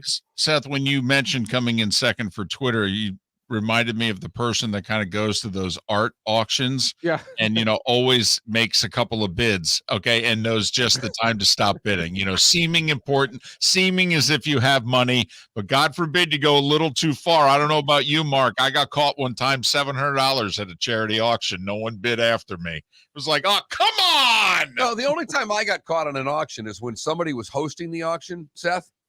And at that time, I was doing decently in sales, and it was for Masters tickets. And I gave David the number that I would spend for the Masters tickets, and he opened the bidding with my number. He didn't get to my number. Well, he'll bid $5,000. We didn't even give it a shot to get it at $3,500, $4,000, $4,500. David, well, we know where the bid starts at. Did you get the tickets? For $5,400 because the guy who bought them after backed out. I was just trying to get the tickets. I was trying to come in top rope. Yeah, like that $10 tip to the waitress. Hey, night. How much that works? Speaking of the Masters, you're having Bob Harig on. Yes. Yes. Bob Harig, Sports with Friends veteran. That's the thing. The three of you. He was just on the podcast like 2 weeks ago. Well, Seth, I hate to tell you, he's a Miller and Moulton veteran. He's been on Miller and I know. Moulton about 30 times. I know, but he had a really good time supposedly. Find On out. Miller and Moulton? Or Yes. Sports with Oh. Friends. Oh, okay. Yes. What I don't understand, just to piggyback back, I don't understand what's in it for him. What's in it for Elon Musk? I don't think that owning Twitter, it makes it satisfying. And what can Elon Musk do with Twitter that I can't? Well, I don't understand how you make money on it. So but Yeah. what I'm more interested in, to be honest, is you're right. Facebook's got 3 billion to 200 million. But Seth, in our industry, and I don't know if the people sitting at home realize this, the impact of Twitter on media executives is off the charts. Yeah. The industry, the TV radio industry, is obsessed with Twitter. They're obsessed with trying to manipulate it if possible. But man, oh man, a broadcast is going on and there's 13 tweets that come in and they're all negative. TV executives lose their mind. Well, the two things that I thought were very poignant for sports. Number one, there is a rumor, and it's just a rumor, that they're going to make Twitter a subscription service that you'd have to pay for it. I don't think it's that valuable. I don't think I'd be a part of it. Yeah, I'd be out for that. That it doesn't hold weight for me. The other aspect of this whole thing, with regard to, now that Twitter is, free speech and things like that, do players embrace it even more? That's one of the things we talked. I had Marshall Falk on the podcast this week, and he said that what football players relish the most is what he called their own voice. And, there have been players that have announced retirements on Twitter. There's been, things that have happened on Twitter. And does that grow more? And, how does the evolution of Twitter change that for the athlete, not the media person, but to bypass conventional media? And, I know the athletes on it. I know our industry's on it in all aspects, but I don't know how much, the younger generation is on it the way they once were. It seems that Instagram's the place where a lot of these people are releasing the athlete. The athlete seems to like Instagram more than Twitter. And to me, I know the difference between the two, Seth. I'm not trying to be ignorant, but no, of course. But really my kids don't have any interest in Twitter. They think it's dumb. Yeah. Unless you're a sports fan. My kid's on Twitter. Felipe, our producer, is younger, is on Twitter, but they're one's in the industry, one's a gigantic sports fan. If you're a big sports fan, you kind of need to be on Twitter to find out things about your team. Twitter's been wonderful for me. I met Prince through Twitter. I've hosted talk shows through Twitter. I've gotten jobs through Twitter. Twitter's been wonderful for me personally. Seth, the way I see it is that Twitter is the modern day newspaper and Instagram is the modern day magazine. Maybe. Because Instagram is more show-offy. Look at me doing this. Look at me. Twitter is more, this is what I have to say. This is what's being said. Yeah, Instagram's got its own, issues. The thing with Instagram, I think it's impacting kids a lot more. I don't think any kids are on Facebook. But again, 3 billion users. Somebody's on Facebook. Yes, they are. Might not be the demographic that's on Twitter or Instagram or what have you, but there are a lot of people on it, that is for sure. Seth Everett, Sports with Friends, Hall of Justice, Tech Stream are his 3 great podcasts. You can follow him on Twitter at Seth_Everett. All right. Now. We gave you, for the record, by the way, I would, if it was like $3 a month, I would actually stay on Twitter because I get so much of my sports news through Twitter. And I think that if you're a journalist, you have to remain on Twitter. So I think they would still keep releasing their stories on Twitter. So I would end up paying for it. I understand where the two of you wouldn't. I would keep paying. Speaking of subscription services, one subscription I'm thinking about buying come May 1st the AHL playoffs for like $6. Look at you. The That would Utica happen. Comets are the first place team. That's my future roster right there. The who? The Utica Comets. That's the Are the American Comets Hockey in League. Utica now? Yeah. Yeah. Not the Devils anymore. They're Well, the Comets. Didn't Fort Wayne have claim on the Comets? How many Comets can we have? Yeah, a lot of Comets. Yeah. All right. We have 60 seconds. Sports with Friends Hall of Justice text stream. And that's 58 more than we gave you last week. Go. Sports with Friends is a Hall of Famer, Marshall Falk, on the podcast. It's a pretty good get. Hall of Justice is a gentleman by the name of Rick Morales. He's an animation producer. He's done the last like 6 or 7 DC animated movies. And text stream we recorded very late in the game. It was right before release.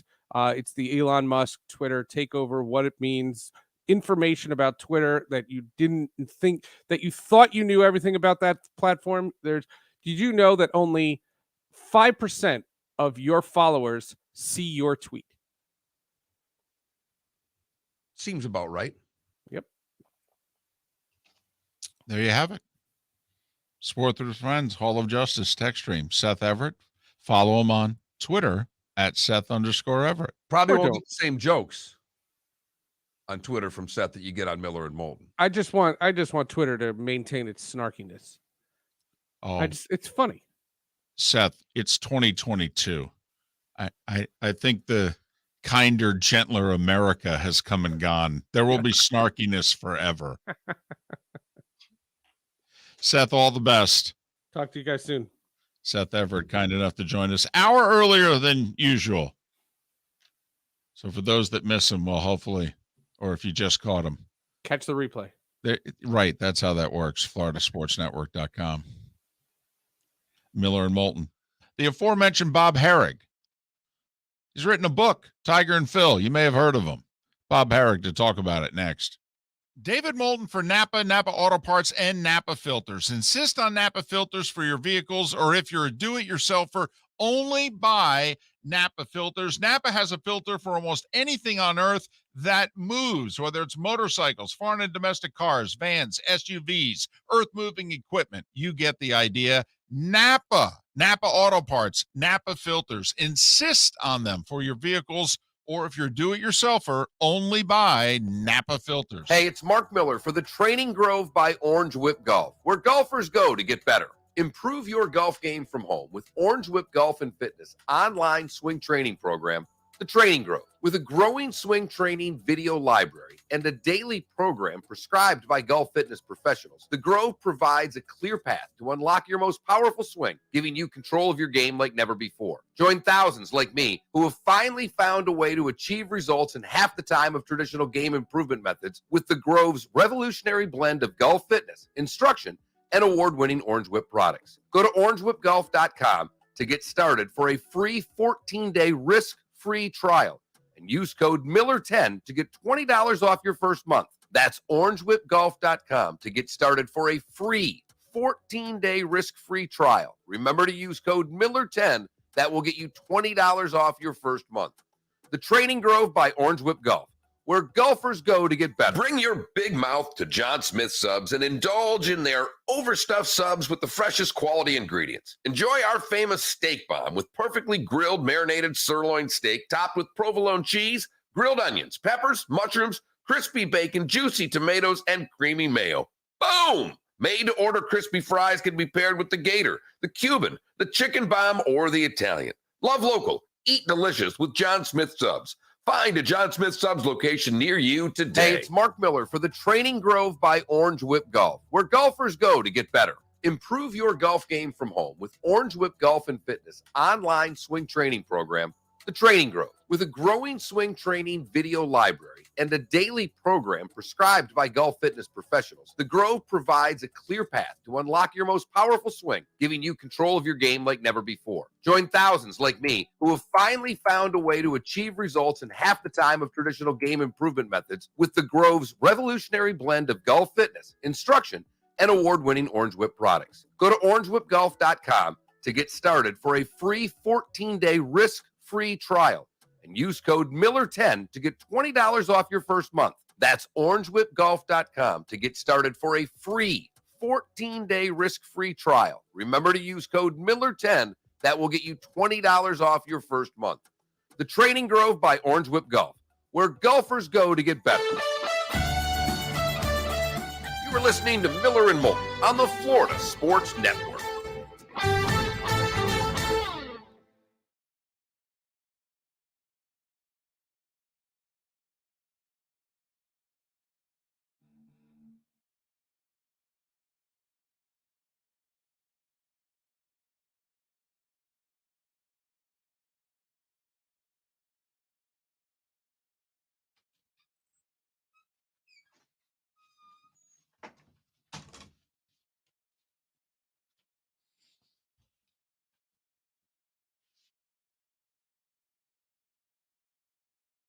You're buzzing over there. What? Your phone.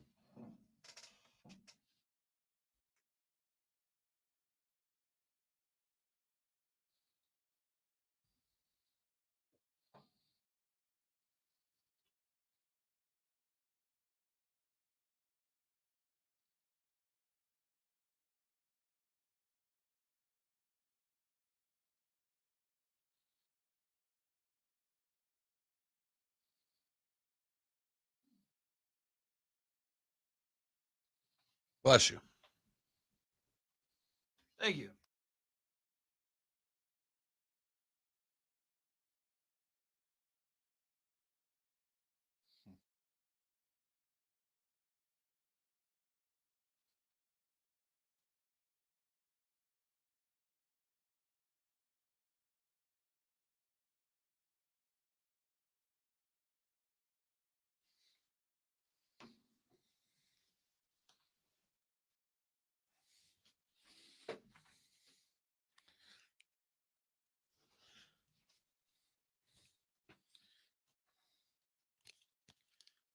I'll say this, Canada. Man, would I love to see a Game 7. That would be, Toronto and Philly. yeah, that would be a hell of a scene in Philly. That would be a anxious, on the edge crowd.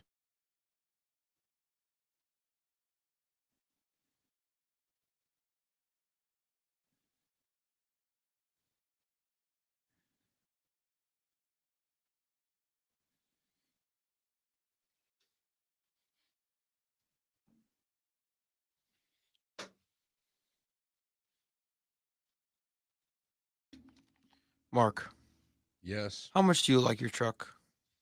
I don't. You don't? No, I hate it. Why? Because it doesn't have a traditional trunk? Do you hate the bed? No, I don't like that it has a traditional key. The way the bucket seats work, it's not as easy to get in and out of as I thought it would be. I'm going to have to drive something for 3 years that I absolutely don't like. Damn. I've literally thought about going in there and being that customer, saying, I hate this car. We got to get rid of it. Wow. How long have you had it? 3 months. Only got it for 33 more months. It's a lease. I mean, look, have you used it for any utility purposes yet? Yeah. Like what? Just hauling some stuff to my mother's, throwing a ladder in there and what have you. Okay. Trucks are great for that. That's what I'm saying. I don't know. Yeah, dealers keep saying they want their old inventory back. I've thought about walking in and going, you guys sold me a bill of goods. What are we going to do to get rid of this thing? Because I know there's a reacquired vehicle thing for people who just hate their lease.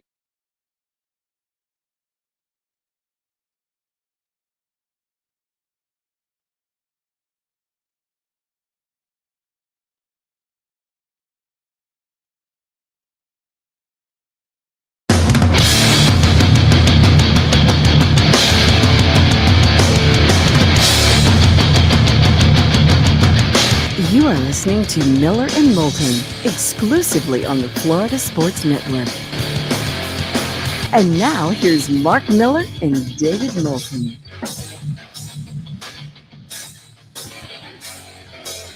Miller and Moulton, the Florida Sports Network, final hour for those in Port Charlotte, Venice, Tampa, St. Pete, and Lake City and surrounding areas. Halfway home for those in the 239. John Harris, who covers the Texans, part of their media network.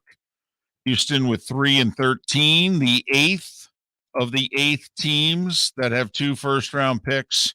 We'll talk to John about such in about 35 minutes' time. It is a pleasure to welcome back Bob Harig, who writes golf for Sports Illustrated, author of Tiger and Phil. It is out. You can get it. Tiger and Phil, golf's most fascinating rivalry. You can follow Bob on Twitter at Bob Harig, Harig. Bob, it's David and Mark once again. Thanks for doing this. How are you? Hey, good morning, guys. Thanks for having me. Hope you're doing well. We are. Congratulations on the book. I know we had talked about it briefly when we had you on about a month ago. Because I've heard people already review it saying that you have stories that have never been heard and therefore told before. And what in putting this book together that you heard or you concluded that actually surprised you? Yeah, there's just, I think over the course of time, there was a lot of stuff behind the scenes that it's more just kind of in retrospect now, it's petty, or it's, it might be viewed as silly. You shrug your shoulders at it.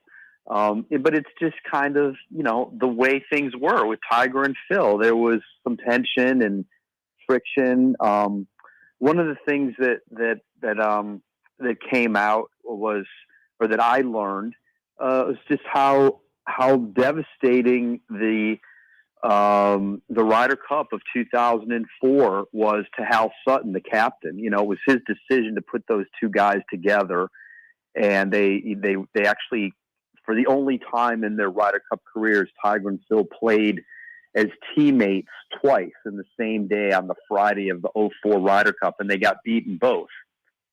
And Sutton took a beating over the decision to do that big time, to the point where, he told me like a year or so later, it pretty much forced him out of playing golf. The backlash was so bad, which is really amazing to me when you think about it. It's the Ryder Cup. It's supposed to be goodwill. It's an exhibition. But anybody who saw what went on could tell that Tiger and Phil didn't exactly, they weren't exactly on the same page that day. And in retrospect, it looked like a poor decision. That was one thing that came out. Phil has a pretty sharp needle. There was a couple of little stories about Phil and some of them not all related to Tiger, just Phil's quest for the action. He loved to gamble in the Tuesday practice rounds. That's completely different of Tiger. Tiger was more of a loner in practice, kept to himself, didn't really bring a lot of guys in. Phil was a big, Tuesday money guy, thought it helped him prepare. He was great at taking younger guys under his wing and telling them, look, if you can't play for a couple of $100 today, how are you going to play for $1 million on Sunday? And throughout their careers, there was just, it wasn't egregious. It was just more, you look at it and you go, really? Like Tiger thought that, or Phil thought that. It was just, just a little bit of a deep dive into the backgrounds of how they kind of went about their business for pretty much 25 years. Bob, they seemingly get along well now. Was there a moment that happened that maybe helped bridge the two? Yeah, I mean, I to be honest, I'm not sure what their relationship is at this moment. Things have changed here even since the first of the year with what's gone on in the world with Phil's, taking on the idea of maybe playing for a rival league, and Tiger's clearly on the PGA Tour side. I'm not sure where they are right now, but they clearly mellowed, and they came to, more respect and mutual respect and collaboration. And that was around the time of 2015-16. One thing that happened was when Tiger was struggling badly with his short game, you might remember he played in Phoenix in 2015, and he was chipping the ball like we do. I mean, it was awful, and then he went to Torrey Pines the next week and the same thing. and he ended up withdrawing with his back bothering him, and he didn't play for more than 2 months until the Masters. And at some point during that time, Phil reached out to him to offer him help, which would have never happened 5 years before, 10 years before. And Tiger actually disclosed that a couple years later, and it was surprising that Tiger told the story, but he suggested, you know, in the way Tiger told it, suggested appreciation, like he was touched that Phil actually did that. And they collaborated a lot on the 2016 Ryder Cup. Tiger didn't play all year. He was an assistant captain to Davis Love. You know, 2 years before, Phil had been very outspoken against Tom Watson when they lost in Scotland, and that led to this new sort of system that they put in place to pick Ryder Cup captains and assistants, and Tiger was fully on board with that. And he got into, you know, behind the scenes, the, you know, sort of the tricks to getting teams together and having assistants, and he very much was in contact with Phil. Back and forth, a lot of discussion going into that Ryder Cup. Phil, of course, played in it and had a lot of pressure on him to perform. Tiger was an assistant. It was the first time we saw him all year, basically. And then the following year, same thing. You know, 17, Tiger was an assistant at the President's Cup as he was about to be trying to come back from the back surgery. So it was in that period where they kind of had a meeting of the minds and were getting along. And if you recall, in 2018, they played that $9 million match in Las Vegas. You know, I sort of maintain that was a collaboration of convenience and commercial purposes. I think they got along, you know, for their bottom line in each case. But still, it was a marked difference from what we'd been used to seeing. He's Bob Harig. He's written the book Tiger and Phil, Golf's Most Fascinating Rivalry. It is available in many a place. You can follow Bob on Twitter at Bob Harig, Harig. Want to touch on a couple of things here in our remaining moments, but obviously you were at the Masters. We talked to you before it. I know that Scotty Scheffler won, but the overwhelming story for most of the tournament seemed to be El Tigre. Your thoughts seeing him, how he performed, what it is he had to say? Yeah, it was pretty remarkable, actually. When we spoke, I'm not sure the timing exactly, but if it was anything more than 10 days before the Masters or 2 weeks, I didn't think he was going to be there. I mean, I actually, until he was known to be at Augusta National the Tuesday before Masters week, when he flew up there and he played a practice round with his son, Charlie, I did not believe he was going to play. I just didn't think it was possible. You know, so then to see him there and, you know, 3 practice rounds of 9 holes apiece, that's sort of become his thing anyway. You know, he looked pretty good, hit the ball nicely, got through the 4 rounds. Obviously, we saw on the weekend he struggled. You know, he shot his highest scores ever at the Masters, 78 both days. His previous worst had been 77, and that was when he was an amateur. So, you know, obviously the results weren't great, but I don't know that we should really care about that. I think the idea that he actually played, you know, at some point in time, Tiger made the decision, I'm going to try to get back to the Masters. And it couldn't have been late. You know, it couldn't have been he just woke up one day, you know, mid-March and said, oh, I think I can do it. I think he put his mind to it way before that and before he obviously led on to us. And it was pretty incredible. I mean, that's the hardest walk in golf, Augusta National. It's an exhausting day walking a golf course for those who are in the best of shape. And Tiger's endurance isn't great. Obviously, his leg is bothering him. And even walking downhill has to hurt.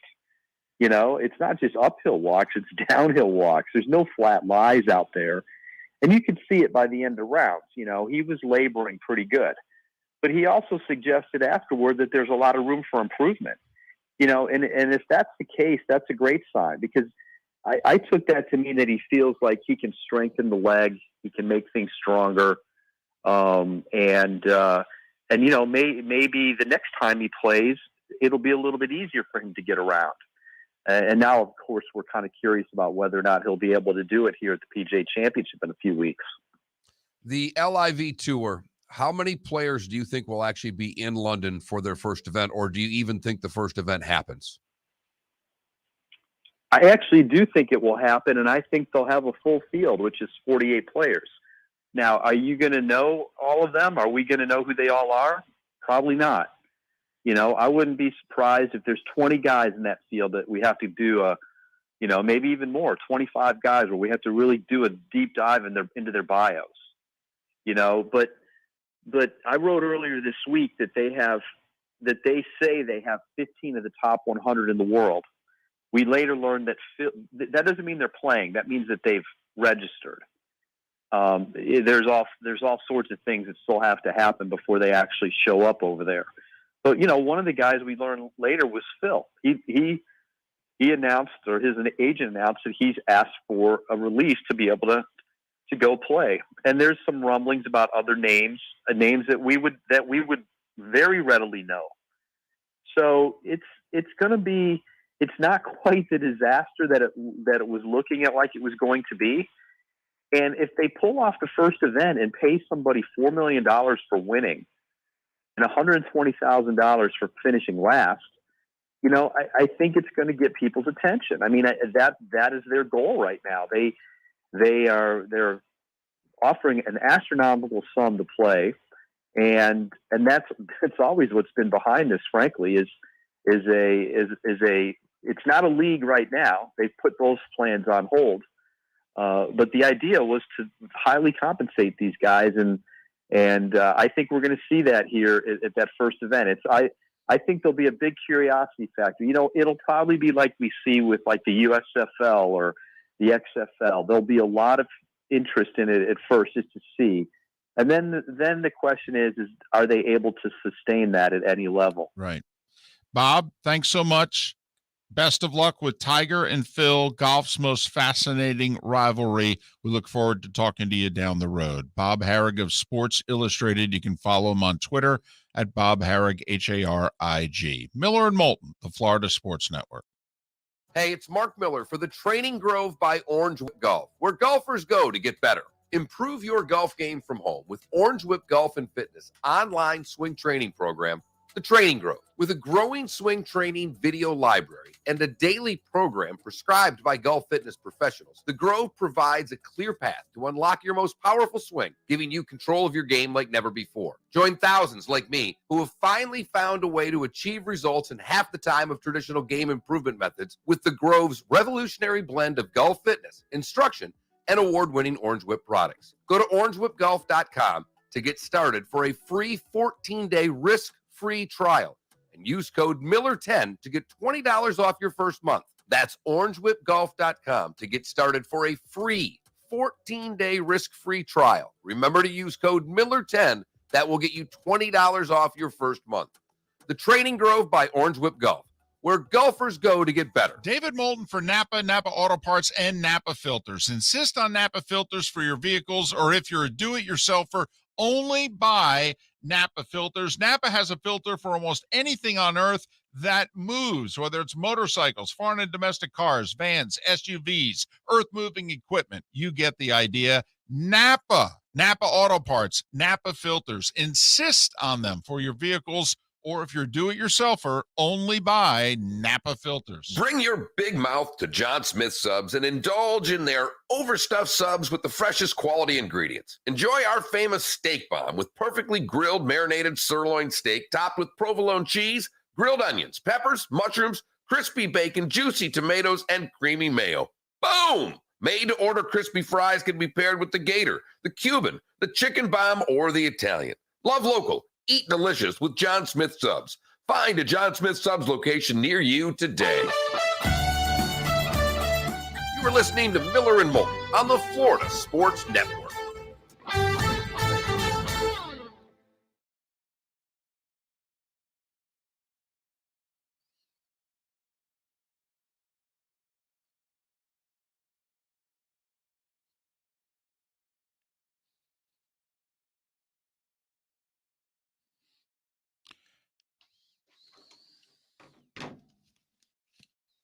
Hey, Felipe, What's up? were the last 2 digits in that phone number that you just dialed 56? Yes. Okay.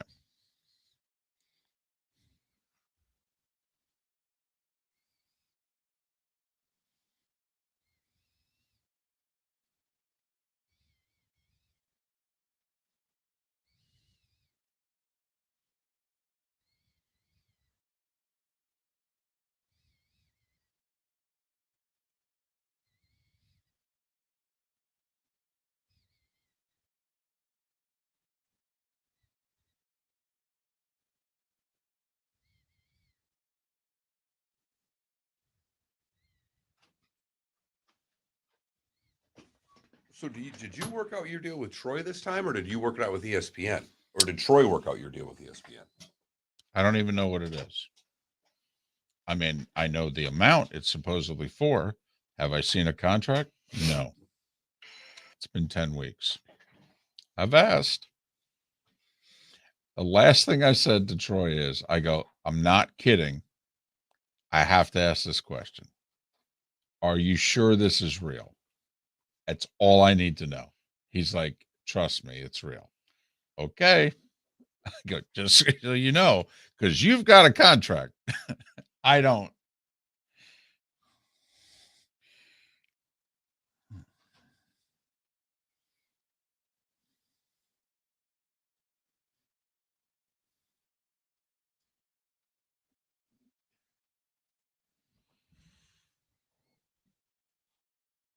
Did you see the video of Debo Samuel at a club? Yeah. The bottle service girl in San came out. Francisco. Mm-hmm. He goes,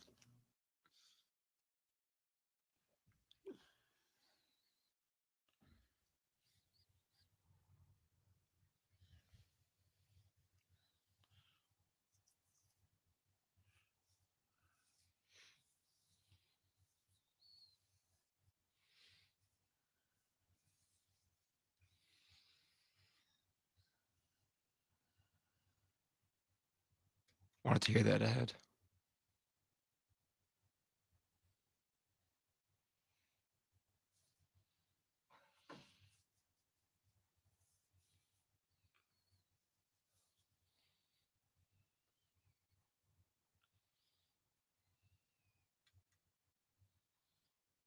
When I switch it to program, can you guys hear me switch it to program? Like, Yes, I can. It's really annoying. Yeah. Just leave it off, please. my hands are in the air.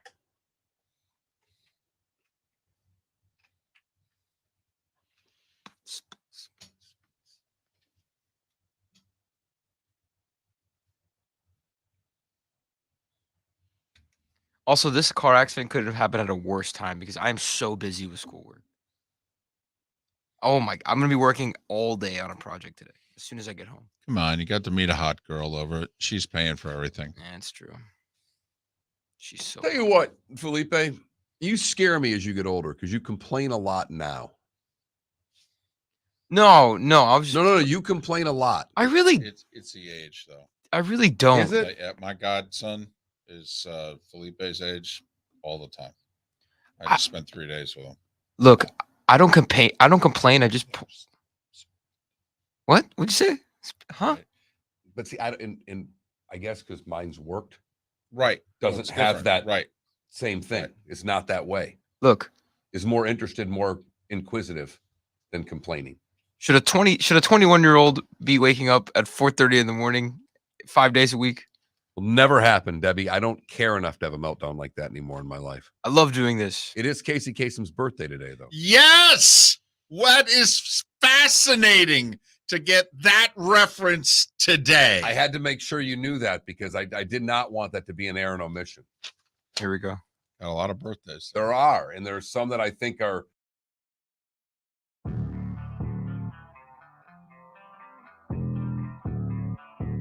Thanks for listening. And now, more of Miller and Moulton on the Florida Sports Network.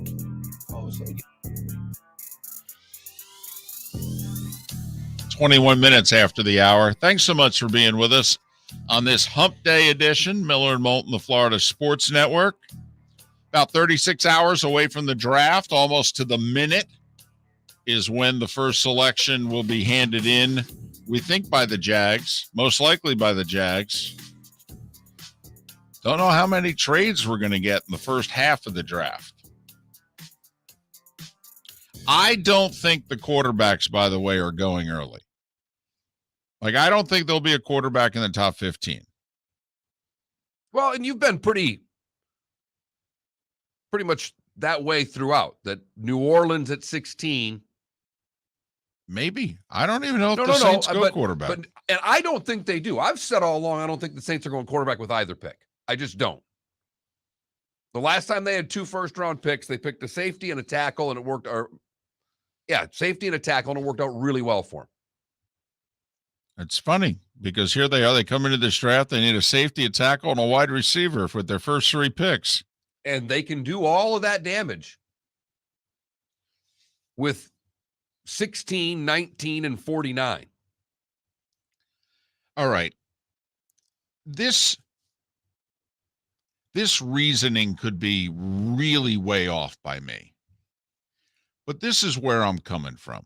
The Senior Bowl's the week in between the NFC Championship and the AFC Championship, for that matter, and the Super Bowl. So we're talking it's the first week of February this year. Right. Free agency didn't begin for 5-6 weeks after that, mid-March. Okay. So all the coaches and the staffs, they go to the Senior Bowl. Now, all the quarterbacks went. I mean, Corral couldn't play because he got hurt in the bowl game, but everybody else that's going to go in the first 2 rounds here, they were all there. You know, Willis, Pickett, Ritter, they were there. So the franchises who really needed quarterbacks, they were there in earnest. And they got a chance to be with these guys for 5 days, get their hands on them, the whole deal.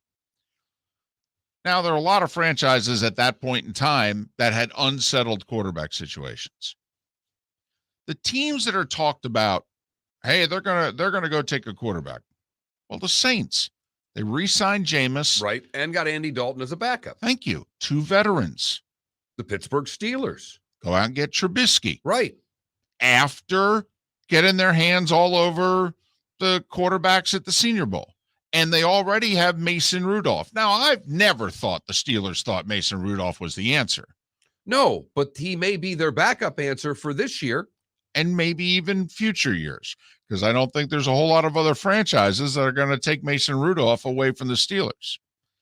So they go out and sign Trubisky. And do you think Trubisky and his agent, and they signed with Pittsburgh quickly, do you think they sign there if they think they're a 1-year rental? By the way, instead of the New York Giants, right, where the offensive coordinator left Buffalo to go become the head coach at, right, and he still said, I'm going to go to Pittsburgh because Daniel Jones is going to be the starter, at least for the first 5 weeks for the Giants and maybe even longer. But Trubisky's looking at it going, all right, if I go to the Giants, the coaches just told me, right, I have no shot at starting for the first month. Well, or they said it's a battle, but hey, you could lose the battle. And they might have just been honest with him. He worked with the guy for a year. He might have said, look, Mitchell, I like you. I think you can start here. But I've been told, yes, in taking this job, that I have to give this guy every opportunity. That right. means I have to give him every opportunity. So you may not start here until week 8, if you start at all. Right. Which, by the way, will do a lot of damage for you on the market going forward. Washington, they gave up assets, valuable assets for Carson Wentz and took on his salary. Does that sound like a franchise to you who, by the way, doesn't have a ton of draft picks that's going to take a quarterback? And Carolina and Seattle both still rumored in the Baker Mayfield sweepstakes, if indeed that happens tomorrow, Friday, or Saturday. The one thing I will say, though, like even Atlanta, they went and invested in Marcus Mariota. Now, gave him a 2-year deal, wasn't big money. That was the kind of move in which you go, that could be a placeholder move. Starts in 2022, and we'll see whether or not he's the guy at the beginning of 2023. And if so, not the worst backup quarterback deal. I mean, hell, he was making 8 backing up a car, and he didn't get on the field last year. So maybe Atlanta's in the quarterback game. I don't know about at 8, but maybe early second round. I think they got 42. So, and Seattle's got, the kid from Missouri, Drew Lock, and Geno Smith. So neither one of them is really a starting quarterback right now. You could see that Seattle with 40 and 41 in the second round. I don't think they'd do it at 9, but you could see where maybe they use 40 and 41, trade in. They could do that to trade late into the first round, by the way, and take Ritter or somebody like that.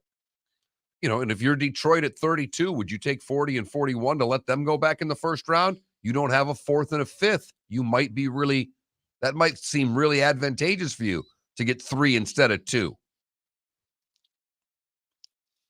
But there are teams that are linked to quarterbacks that if you look at what the decisions the organizations have made after getting their hands on the quarterbacks for a week in Mobile, it told me that they came back from Mobile, sat down, and it was like, okay, is our quarterback of the future in Mobile? And everybody was like, no.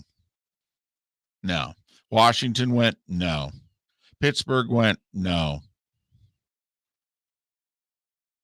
Indianapolis went out and got Matt Ryan. Now, they didn't have a first-round pick, but, the Colts took a look at this quarterback class and said, yeah, we got to go get a veteran.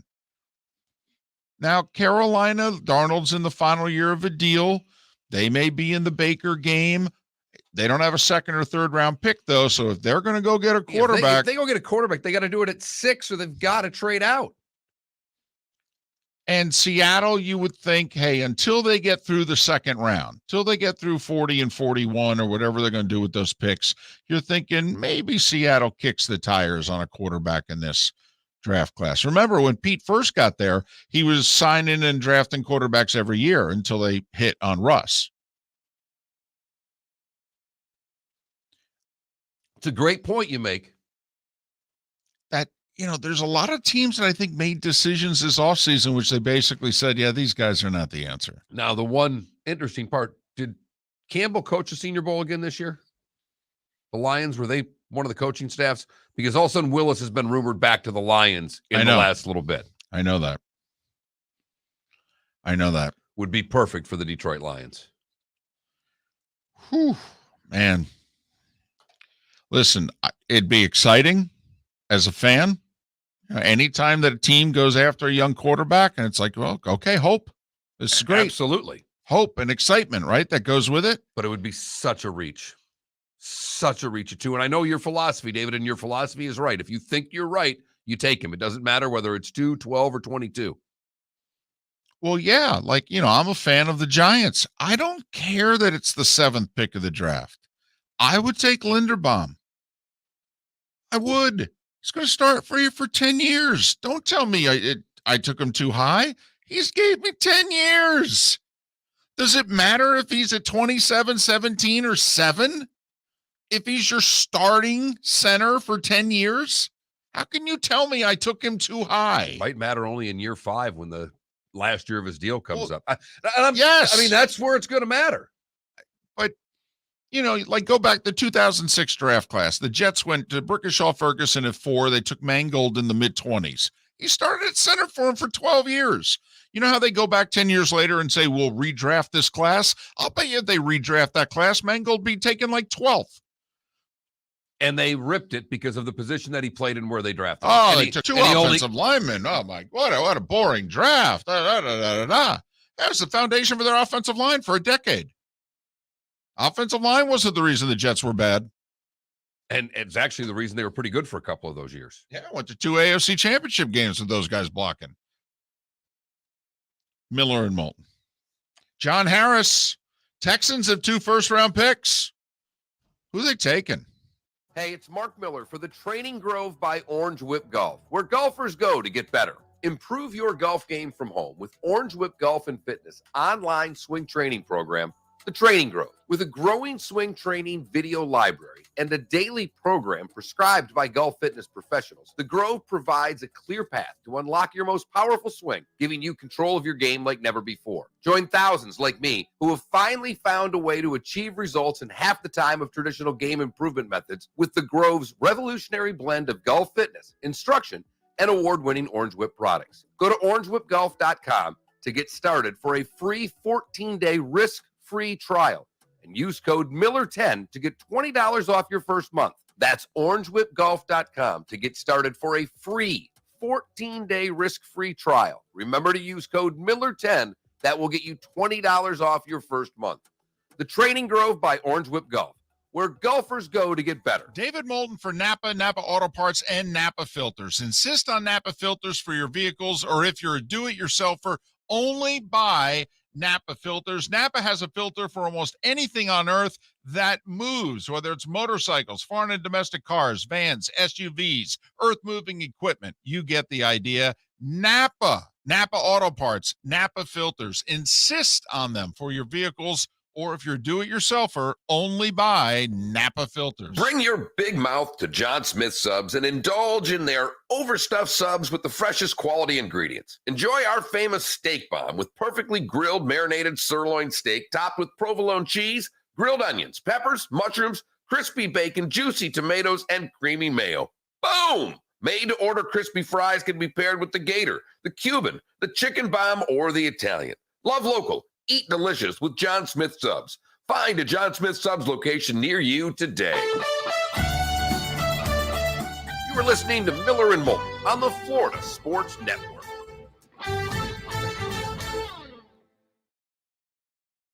I did 2 sets of 12, 2 sets of 10, because I didn't have it after that. It's like, take a minute off in between, go until I can't do it anymore.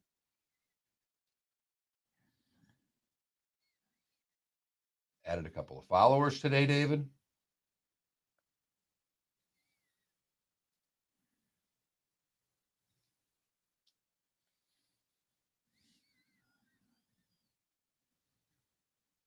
Well, that's good.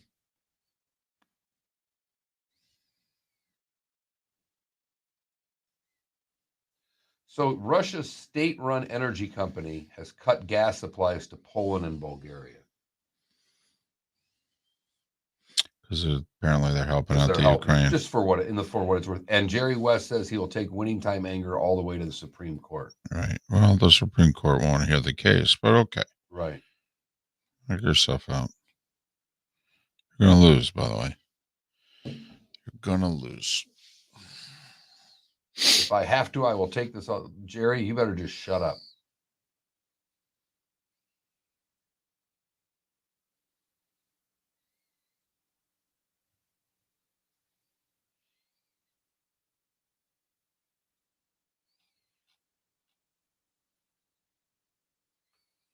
My mom has been sick for like a week. I finally have her today calling the doctor.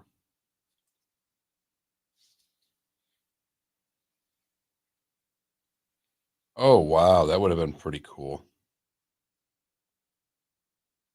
Bet you we could have seen it too. There was a SpaceX launch this morning. I need to see one of those.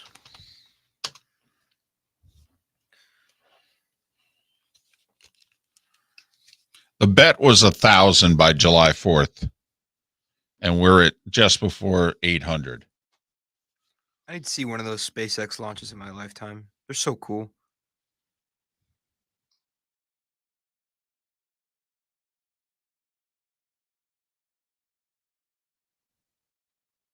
I thought Elon was like actually trying to accomplish something, like with his, like Bezos. I think this is just an ego play. Elon wants to go to Mars. Well, but I thought, isn't he like, I don't know, aren't they doing something when they go up there? The scientific.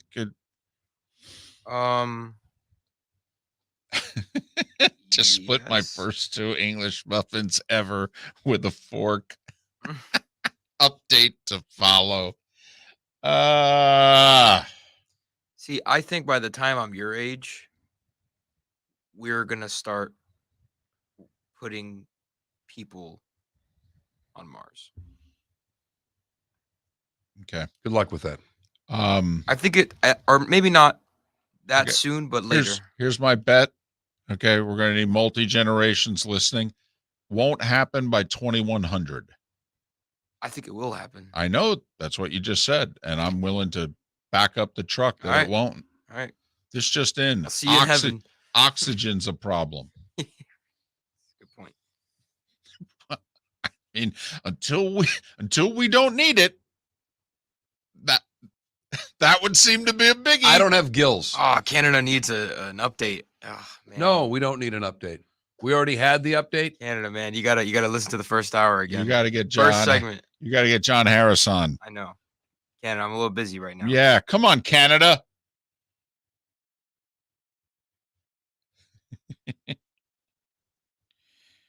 Come on, Canada. Apparently Monday, by the way, was when you don't need to wear masks in Canada anymore either. Oh, really? Monday, I guess it happened. I just love on the. You know what? We're going to pick Monday. All right. How's that day work for everybody? Well, I felt badly. The LaFleur tribute was Sunday night in the forum there. There are people with masks on.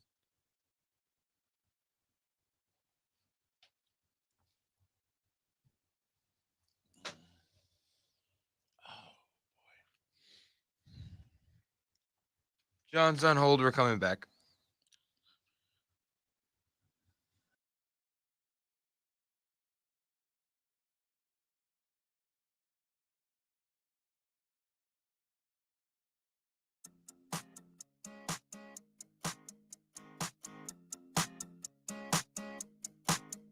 You're listening to Miller and Moulton, exclusively on the Florida Sports Network.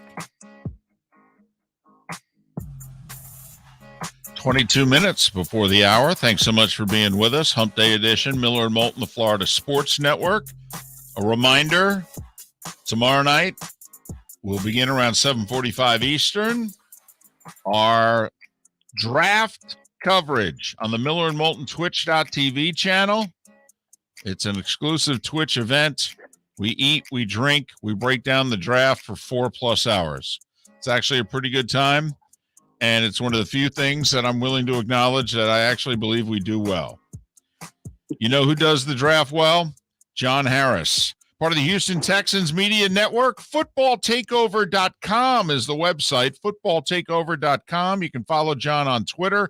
The letter J, Harris Football. J, Harris Football. John, it's David and Mark. It's been a while. Hope you and the family are well. How are you? Boys, I am right in the midst of a move.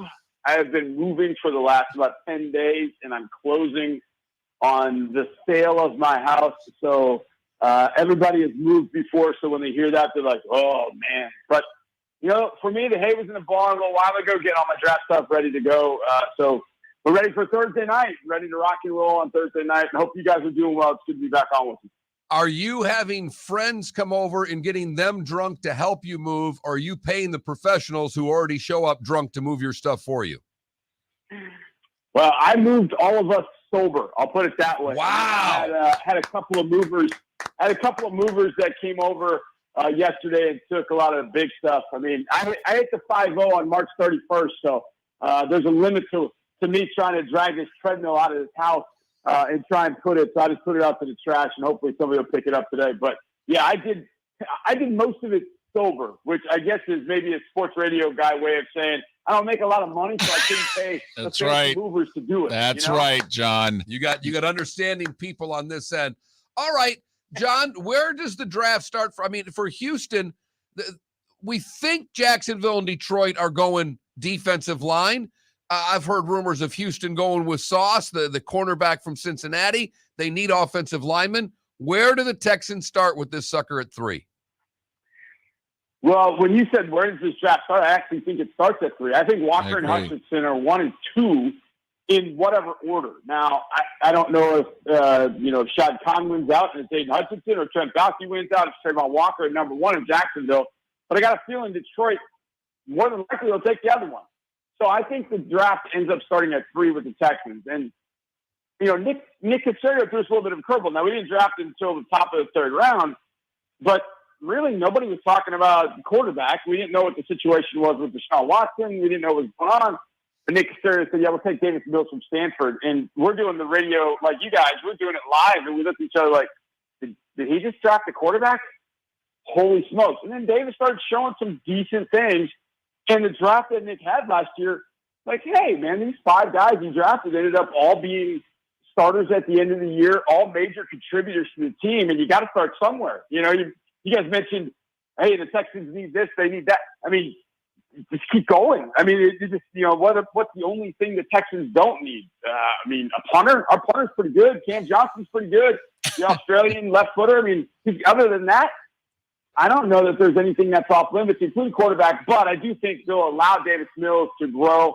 I think they'll stay away from quarterback in this draft. But if it doesn't grow well, next year's draft is going to be great, and so that's going to give them an opportunity. Point being, they can go any position. Corner, yes. Linebacker, yes. Edge, yes. Interior defensive line, yes. I mean, just name it. We could use anything here in Houston. That's what makes pick number 3 really interesting, because I can make a case for every single position, and I can make a case for about 10 different players that would make sense for the Texans at that spot. Luckily, whichever guy they don't take, well, maybe that player falls to 13, and they can snap him up with 3 and 13, have a really nice draft night. The fact that 3 teams own 6 of the top 13 picks, the Jets, the Giants, and the Texans, teams that were at the bottom, obviously, of the run last year, and can maybe get this thing turned around quickly, is what makes the NFL so exciting, and why people in Houston now finally have some hope. After the whole Deshaun Watson debacle, they finally have a little bit of hope. We got multiple picks. Don't know what we're going to get, but we got a lot of picks this year, next year, and the year following. If Davis Mills hit, man, what could we do? This could be really exciting. So the hope has finally returned a little bit, but that obviously starts at pick number 3 with whether it's Sauce, whether it's Evan Neal, whether it's Ickey Ekwonu. That's why I mocked the Texans, Ickey Ekwonu. It's been my hunch all along that they really like everything about Ekwonu. And maybe he plays guard for a year, then tackle. Either way, he's a really, really dominant physical lineman with smarts and athleticism. And I just don't know how you go wrong with somebody like that. Well, usually big linemen are always a safe pick. And we're talking with John Harris, Houston Texans Media Network. John, your gut feeling about them at 13. I think they're in a perfect spot to trade out. Like you said, they need a lot of good players. And I could see, like, for example, Jordan Davis, I think, is going to go somewhere between 11 and 14. Do you think if Jordan Davis is on the board, they just take him? Or if Jordan Davis is on the board, their phone starts ringing like crazy because they know Baltimore will take him at 14 and they trade out? What do you think it is that Houston would want to do at 13? I think trade down. Nick Casario at his press conference the other day. It's funny when Nick and I were talking, just chatting in the studio before we did it live, and I said, trade down at 3 and 13, huh? And he kind of looked at me with a sly smile, like, maybe. Now, I don't think 3. I just don't think there's a player, i.e. a quarterback, that teams are coming up for. I mean, I think that's well known. There might be a player that teams are like, oh, I might move from 5 to 3, or I might move from 6 to 3. It's still getting assets back, but that's about the best move you're going to get. And I don't even think that happens. 13 becomes really interesting. When I first I did a mock draft first. I've been messing with this. I started doing mock drafts and kind of working with what I would do coming home from Buffalo week 4 after we got 40-0 torrential downforce. I was like, okay, we can trade Deshaun and we'll have this pick and we'll have this pick. So it's been a little while. I've been thinking about this. 13 is the pick I've always circled as I think this could move. And you guys hit it. Jordan Davis is that guy. Would absolutely die for Jordan Davis. You had Khalil Mack. You had J.C. Jackson. I mean, we were 32nd ranked run offense in the league last year. We ran for 198 yards on them. It was a disaster. And that was a team that was one game away from making the playoffs. So they needed help. They went and got Khalil Mack. They got J.C. Jackson. The piece in the middle they really need is Jordan Davis. So I would dangle that pick to the Chargers. You're right. Baltimore would be in play at that point. So that's 2 teams. That's all you need to make a market. Not 14 to 13, not as much as 13 to 17. But 13 is really a big one. Now, in my first draft, I did 2 trades. In my second mock draft, I did no trades. And staying at 13, I ended up taking Jordan Davis because, and I said this to my guys in Houston earlier, Houston, Texas. I mean, I don't want to get all like, woo-hee, yippee, happy, all that kind of stuff. But, this city does like its teams to be, to have a little kick-assedness, if you will. And they want guys to dominate up front. And they had that back in 2011, 2012, really all the way through 2018. Before they had defenses that would take over. Jordan Davis will help them do that for the long term. So it's interesting what kind of calls they'll get on it. If they get a great deal, I think he'll move down. Nick Casario doesn't fall in love with players, and it's the one thing that he's talked about a lot, and I've heard a lot of people talk about him, and it's one thing I wish I knew, and that is don't fall in love with a player. We do with everything, right? I mean, it's everything. It's like, no, there's another one.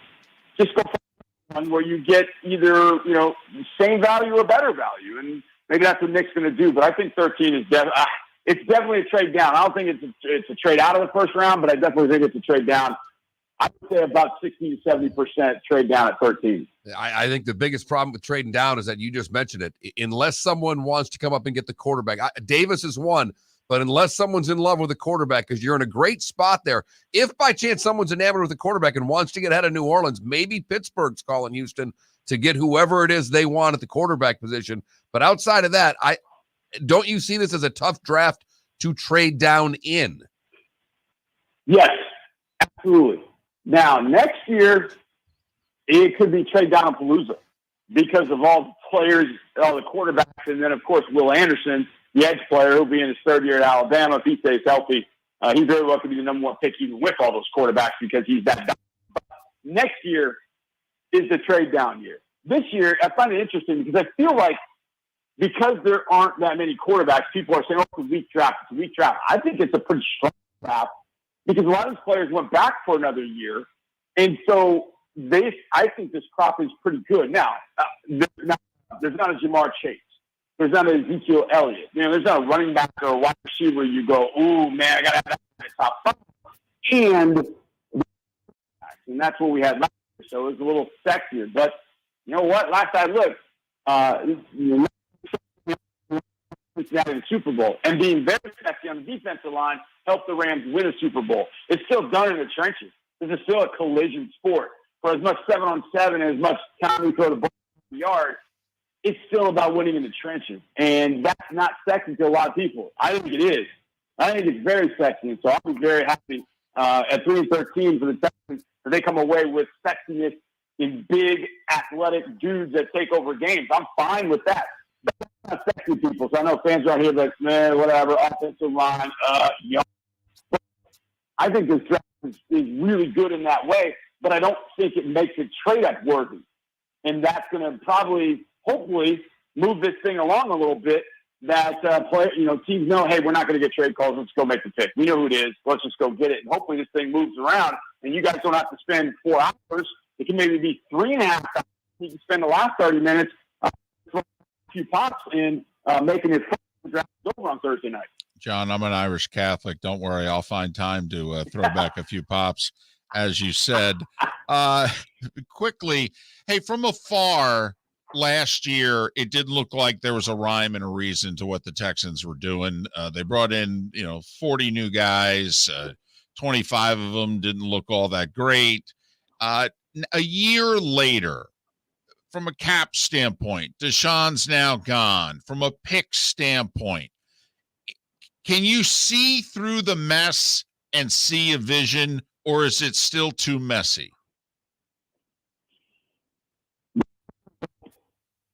And I don't say that lightly.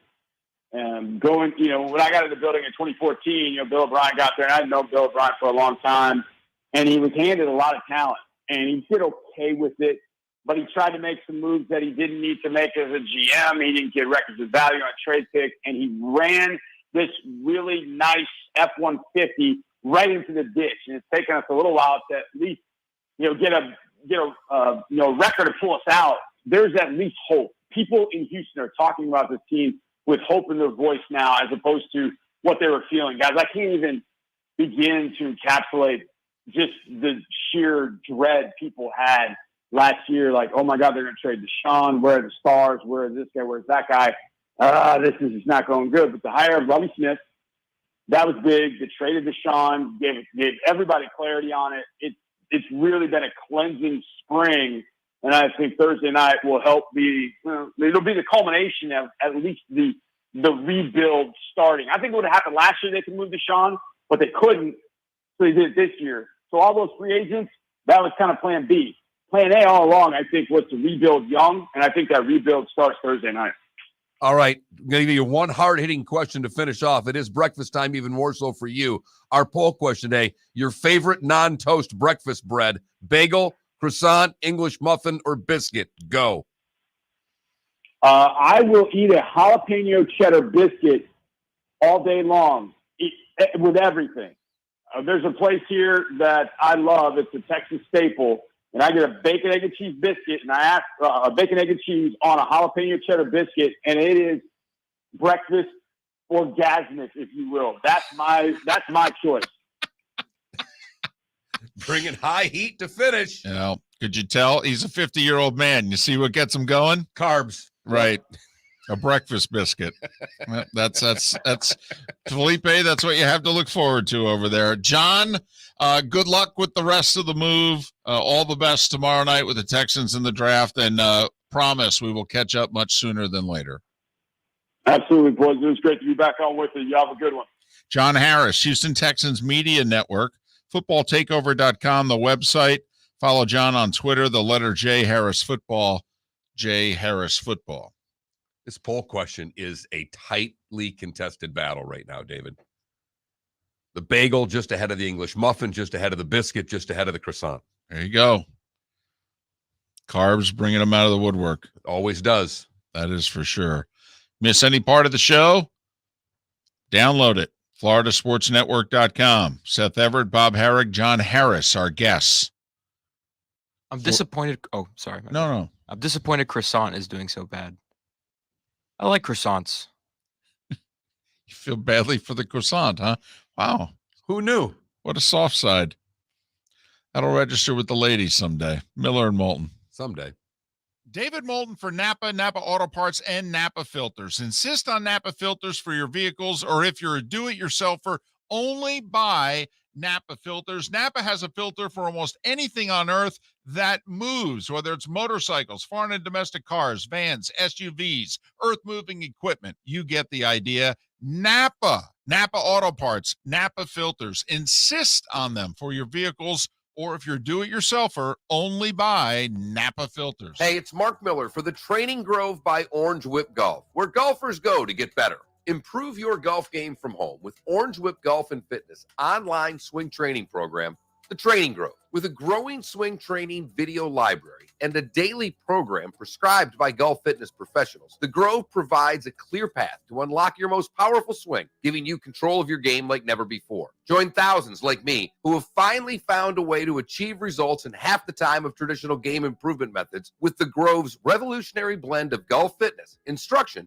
and award-winning Orange Whip products. Go to orangewhipgolf.com to get started for a free 14-day risk-free trial and use code Miller10 to get $20 off your first month. That's orangewhipgolf.com to get started for a free 14-day risk-free trial. Remember to use code Miller10. That will get you $20 off your first month.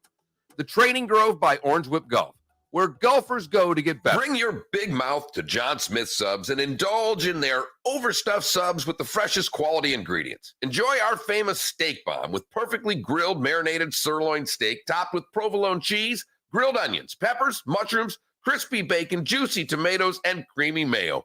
Boom! Made-to-order crispy fries can be paired with the Gator, the Cuban, the chicken bomb, or the Italian. Love local. Eat delicious with John Smith Subs. Find a John Smith Subs location near you today. Hey, it's Mark Miller for the Training Grove by Orange Whip Golf, where golfers go to get better. Improve your golf game from home with Orange Whip Golf and Fitness online swing training program, The Training Grove. With a growing swing training video library and a daily program prescribed by golf fitness professionals, The Grove provides a clear path to unlock your most powerful swing, giving you control of your game like never before. Join thousands like me who have finally found a way to achieve results in half the time of traditional game improvement methods with The Grove's revolutionary blend of golf fitness, instruction, and award-winning Orange Whip products. Go to orangewhipgolf.com to get started for a free 14-day risk-free trial and use code Miller10 to get $20 off your first month. That's orangewhipgolf.com to get started for a free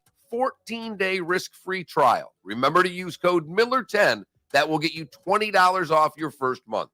The Training Grove by Orange Whip Golf, where golfers go to get better. You are listening to Miller and Moulton on the Florida Sports Network.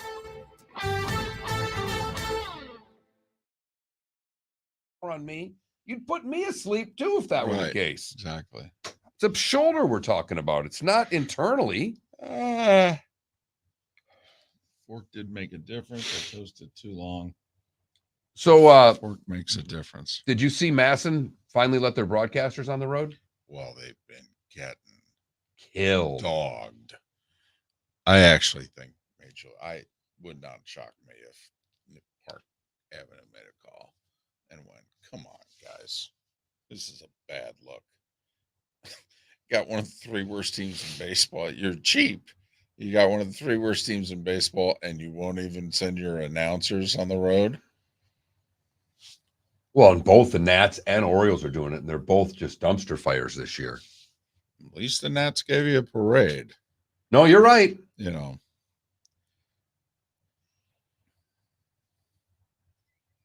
Unfortunately for the Nats, they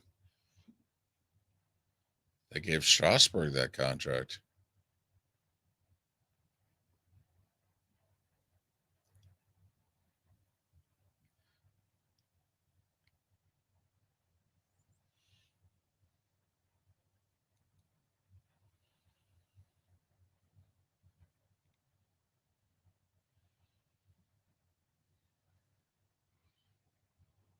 Fork did make a difference. That's outstanding.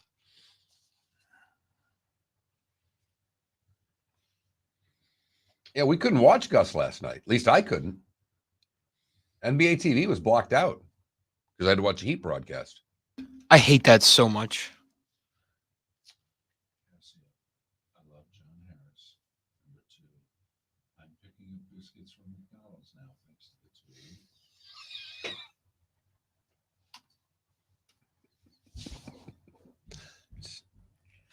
Three things. First, thanks for listening. Right.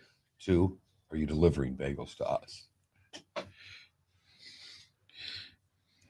And 3, can you book a guest for the 9 o'clock hour?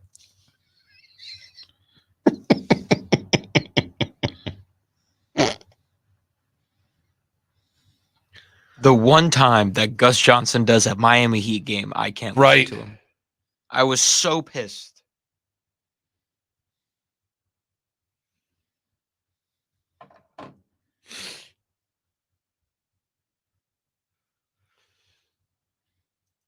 I love the way you call me Big Papa. Throw your hands in the Okay. air. Second, can you deliver biscuits to us? You can meet us in the back. 3, it's right next to Chris Beasley's office.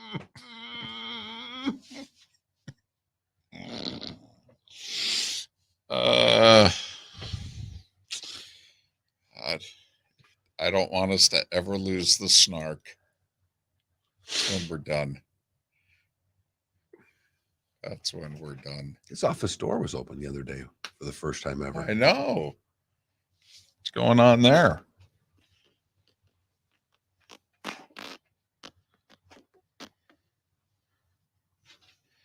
Of course he's losing. First off, what do you mean you can't put butter on a croissant?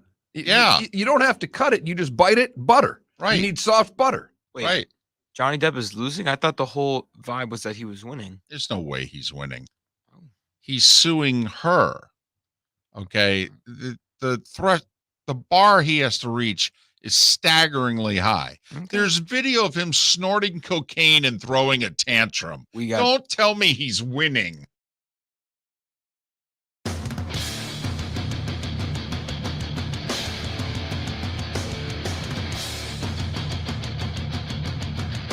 You are listening to Miller and Moulton, exclusively on the Florida Sports Network. And now, here's Mark Miller and David Moulton.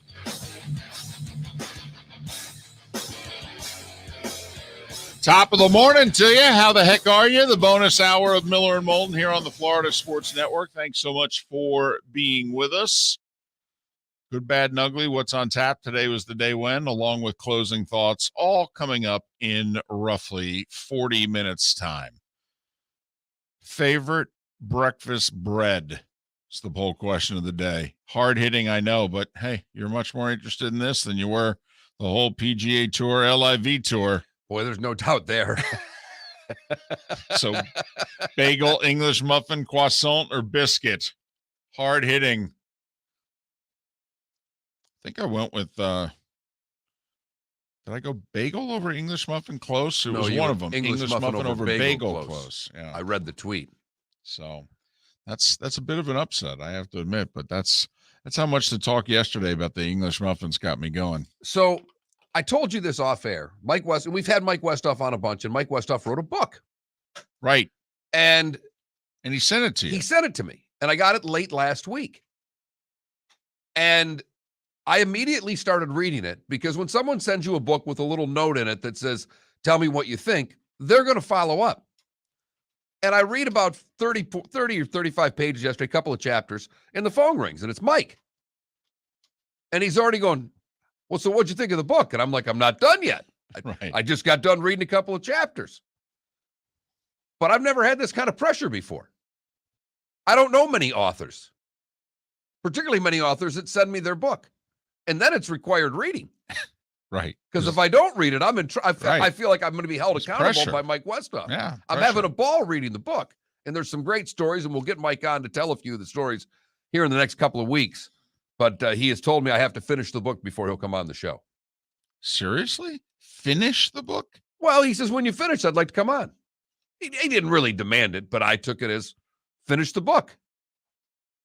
So I've got to finish the book. Every day I sit down with my reading assignment and read a little bit of Mike Westhoff's book. Learn a little more about him, a little more about football, a little more about special teams. You know, we could do a poll question one day. When's the last time you bought a, and we could put newspaper, book. Wow. I mean, Felipe doesn't count because he's in school, so he's had to buy textbooks. Those don't count. We are sent a ton of books. We are. We're lucky, and we interview authors, and we're happy to.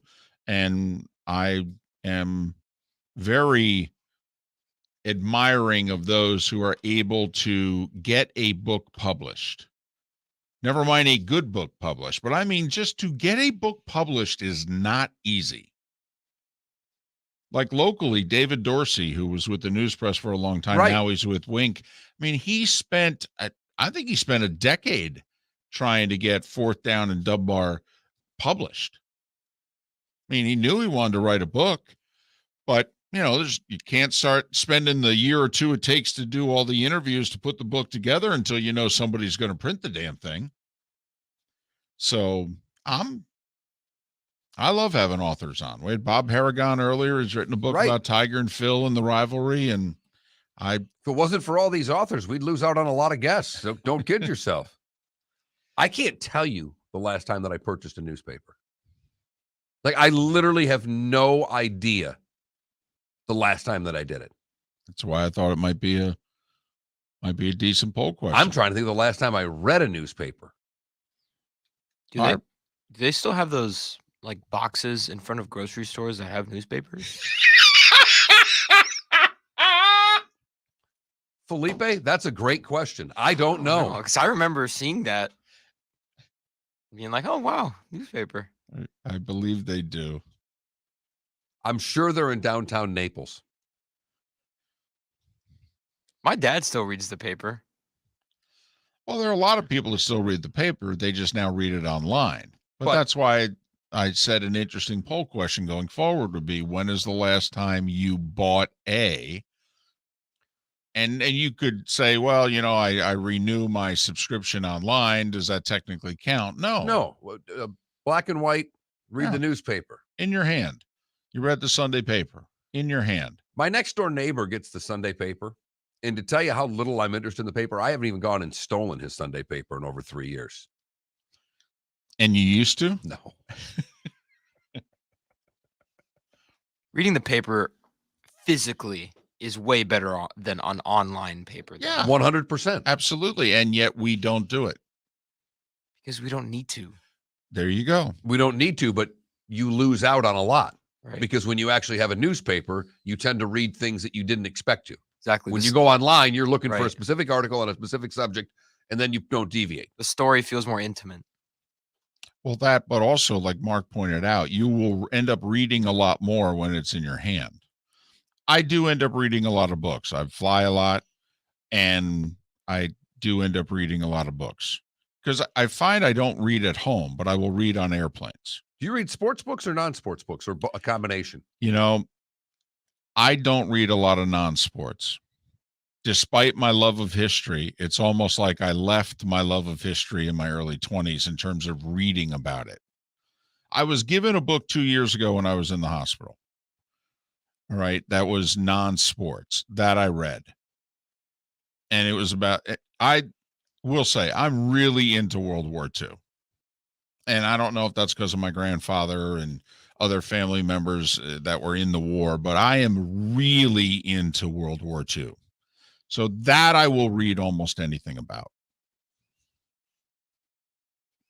All right. Just curious. Don't know how we did a little tangent that I decided to take us down with Mike reaching out to me yesterday, quizzing me. But just the thought there about, books and newspapers and what have you. I don't even grab the free papers anymore, like the Florida Weekly that I used to. And I think a lot of that was when I sold advertising. I was grabbing a lot of those things to see who was out there, who was new, who might be spending money. But I don't even grab the free papers anymore. In our Twitch chat room, and we didn't talk about this, UCF had their spring game, and they didn't put names. They put the QR codes on the jerseys. Yeah, I don't want to sound like old get off my lawn guy, but I'm going to sound like old get off my lawn guy. Yeah, we need to know who the players are. I mean, honestly, we need to know who the players are. That's otherwise, just have them be like Penn State back in the day. It just on it, nothing, just nothing. Otherwise, if you're going to try to tell us who they are, tell us who they are. It's one or the other. Yeah, people are lazy. You're really going to make me No, point my that's phone trying to at be. the TV. Yeah, right, that's right. Well, Yeah. the other thing is, no offense, they're moving, and come on. Yeah, I'm really supposed to lock my phone on the back of him for the 1 second it's there and get one guy so I get a roster. I don't have that kind of time. I missed it. I need to pause, rewind. Hold on. Let me get a good angle. I mean, we were talking earlier about if replacing Mark Emmert as president of the NCAA. And we joked, but we weren't joking. What is there left to do as president of the NCAA? You've punted on transfer portal and NIL. You're out. You're out. And you're not doing it. And you've said, man, we got problems. Hope Congress can come up with a solution, particularly for the NIL. And as for the transfer portal, well, just knock yourself out, guys. And there's no conference that's going to set rules, because why would you inhibit yourself when the people you're competing against are not? So it's the wild, wild west out there, both financially and with transfers. But don't laugh. Little things as NCAA president, and this is really little and nitpicky, and people go, really? This is what you're spending your time on? Hey, your alma mater has gotten this thing about we're not releasing depth charts, we're not releasing rosters. People are broadcasting games not knowing who the players are. Can't have that. Come on. I mean, no, if they're spending hundreds of millions of dollars to broadcast your games. And Mel, no offense, the other team's got your film. They know who it is they're blocking and tackling. Right. They're aware. You don't want to put who your depth charts. All you're really hurting is you, because you're gonna start forming an alienation between you and the media. And you don't want the media you don't want to give the media anything to not like you for. I mean, keeping things simpler, cleaner. You know, if you're going to put names and numbers, okay, then make it so that everybody can see. I mean, come on, this is all a big television product. Can we just cut the crap? That's what this is. This is all a big television product. If the people sitting at home can't see clearly who the hell that player, what number is that? Who is that? Then you're doing it wrong. And if your intent is to try to make sure you're hip to the young person, you're passing over the audience that has money. And I know you're developing your future watchers and listeners and advertisees, but at the same time, the ones that are out spending money and watching literally every week, you're alienating. I mean, who knows? Maybe UCF's right. Maybe that's what it's going to be by the end of this decade. Maybe it's going to be QR codes. You think that was just a practice jersey thing? Maybe it's just showing, you know, they're the trendiest of the trendy. I don't know. But I mean, I went on some UCF and UCF fans were like, man, this just sounded cute in theory, but this was a pain. I went to the spring game. I didn't know who anybody was. What's the point? By the way, what is the point for the fans? For the fans, if you're going to televise a spring game, if you're going to have people come to a spring game, once we started making spring games, the events that we've made them across the country, they are for your fan base, for your diehard fan base. If you can't let your diehards know who's on the field, what's the point? I mean, it was bad enough that, was it South Florida didn't televise their spring game? Right. Because they were afraid teams were going to steal film from a school that's won 3 games in the last 2 years? Hey, there's nothing to steal, bud. No. You suck, okay? You're terrible. You're going to try desperately to get hard into the transfer portal, and you're doing everything you can to rebuild it, and we wish you all the success in the world. But don't throw softballs up for us to drill out of the park because you're acting like you're an 8th grade girl trying to tell a boyfriend you broke up with her via text.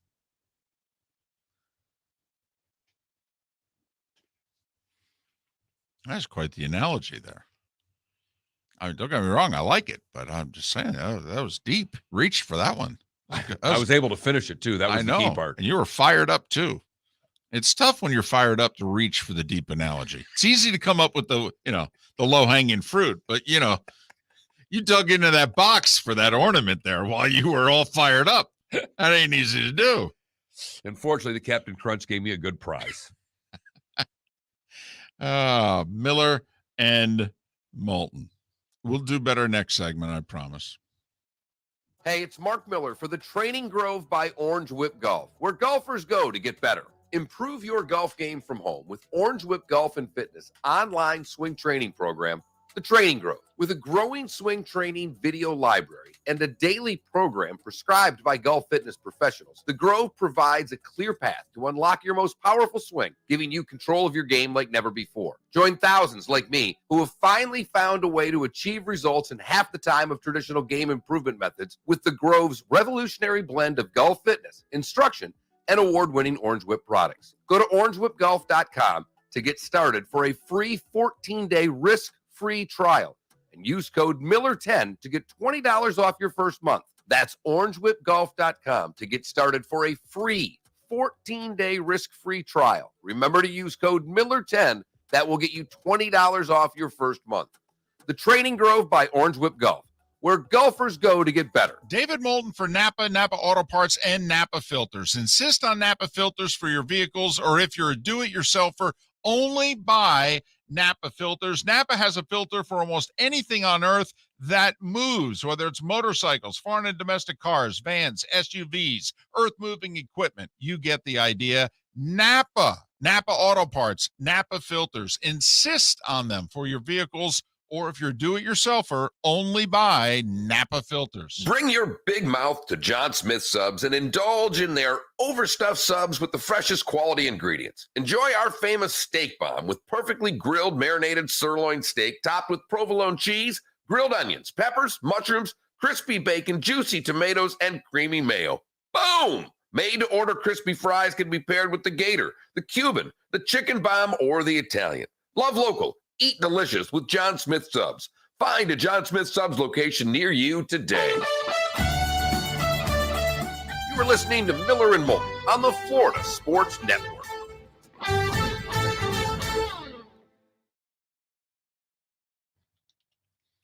Regular butter or whipped butter? Regular.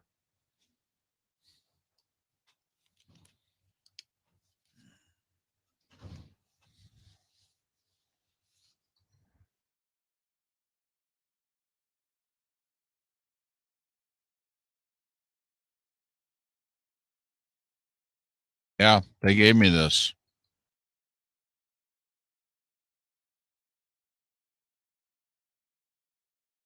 I emceed a banquet when Andy and USC came Yeah, I got to out. start kissing up. I need some new FGCU t-shirts. I'm going to have to go buy them. I might actually have to go to the bookstore and Yeah, buy some. we're screwed now.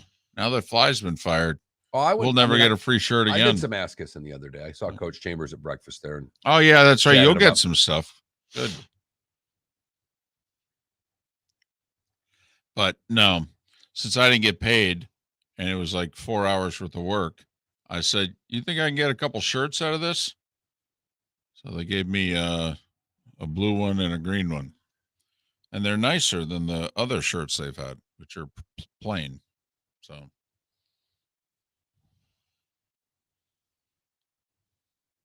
they asked what size. I said tarp. It's more lime green than it looks on TV. I actually think it looks better in person than it does through the camera. Yeah, the camera takes a blue. A nice chunk of the color out. It makes everything bluer. Yes. Because I had like a greenish shirt on. Well, I mean, like this logo is green. Right. It's like a greenish blue. And it looks and bluish it looks gray. Blue. Right. It looks blue-gray on TV. Or on our cameras anyway.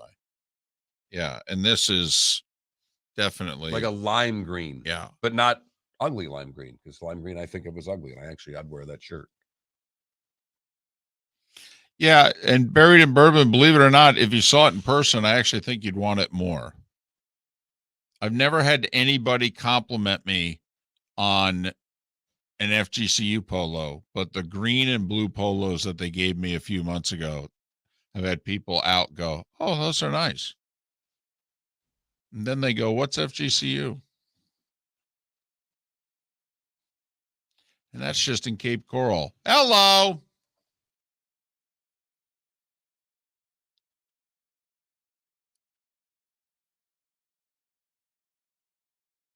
Yeah, the Kraken gear is awesome. It really is. And the more gear you go through, Felipe will end up getting Kraken gear.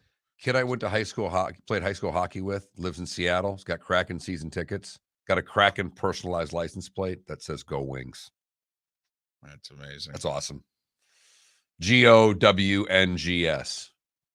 Like, good for you.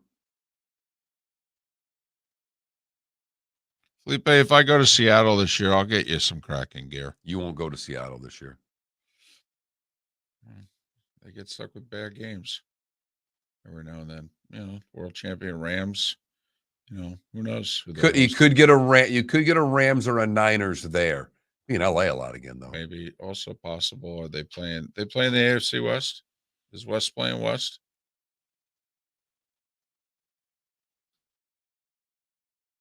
Looking at some Kraken gear now, I really like the font that they use for like their lettering. Not necessarily that, but My mom's favorite part of it, you can just see it, how Mark is sitting, is the red eye. yeah, the red eye's tough. They do. But they're at Kansas City and they're at the Chargers. So they're home for the Raiders and the Broncos. Home for the Raiders. Well, and the Broncos? Oh, yeah. That'll be a good, I mean, Russ back in Seattle. That could be a Monday nighter. Take me with you. I've never been to Seattle. I'm just kidding. I've always wanted to go to Seattle just so I can see the Boeing plant. I want to go to Seattle because I want to see the fish throne. I want to go to Seattle. That's one of the cities I'd really like to visit. The Boeing Check plant. out some. I don't know how many of the bars are there where the bands like Nirvana and Pearl Jam got started because of the pandemic and all. But I would. It was very depressing in 2020 to be in Seattle. It was okay last year. It wasn't normal. Right.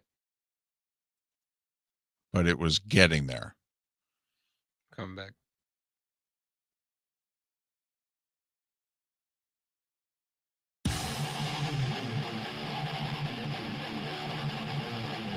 You're listening to Miller and Moulton, exclusively on the Florida Sports Network.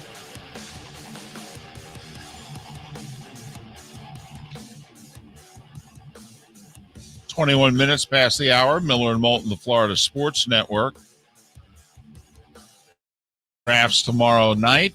Hope you'll join us on our Twitch channel, aptly named Miller and Moulton. It's free, and for Mark's sake, could you please follow us? This bet means a lot to him. He's losing right now. We're at around 800 followers. He thought we'd be at 1,000 by July 4th. He's counting. He's like that politician who's counting on heavy turnout to win the election. It's possible that that was the case. Now I feel like the guy who knows when the election comes, he's going to lose and lose big, and there's nothing he can do about it. So the night before, you're writing your concession speech? I pretty much am. I mean, I'm looking at this tomorrow, hoping for a big audience, but not having a ton of faith that there will be one. I actually think the audience will be good, but it could just be made up mostly of the people who already follow us. That's all. But Mark looking for 100 new followers tomorrow. If I knew how to properly market us, well, if we on knew social media, if we knew how to do that, would have avoided a lot of the pitfalls that we've had. You make a dadgum good point. I had such good morale when the show started. What has happened? Miller and Moulton. I'm fired up for the draft though tomorrow because it's my kind of a draft. And maybe you've just through osmosis gotten into me. I don't know how, but I spent yesterday kind of going through things again and getting pumped up about the draft show. Getting pumped up about all these teams having multiple picks. And then the teams you see that don't have a second rounder and how that's going to fit in. The teams that don't have a first rounder, are they going to try to get back late into the round? Will there be a point where people feel, I got to start moving to get what I want?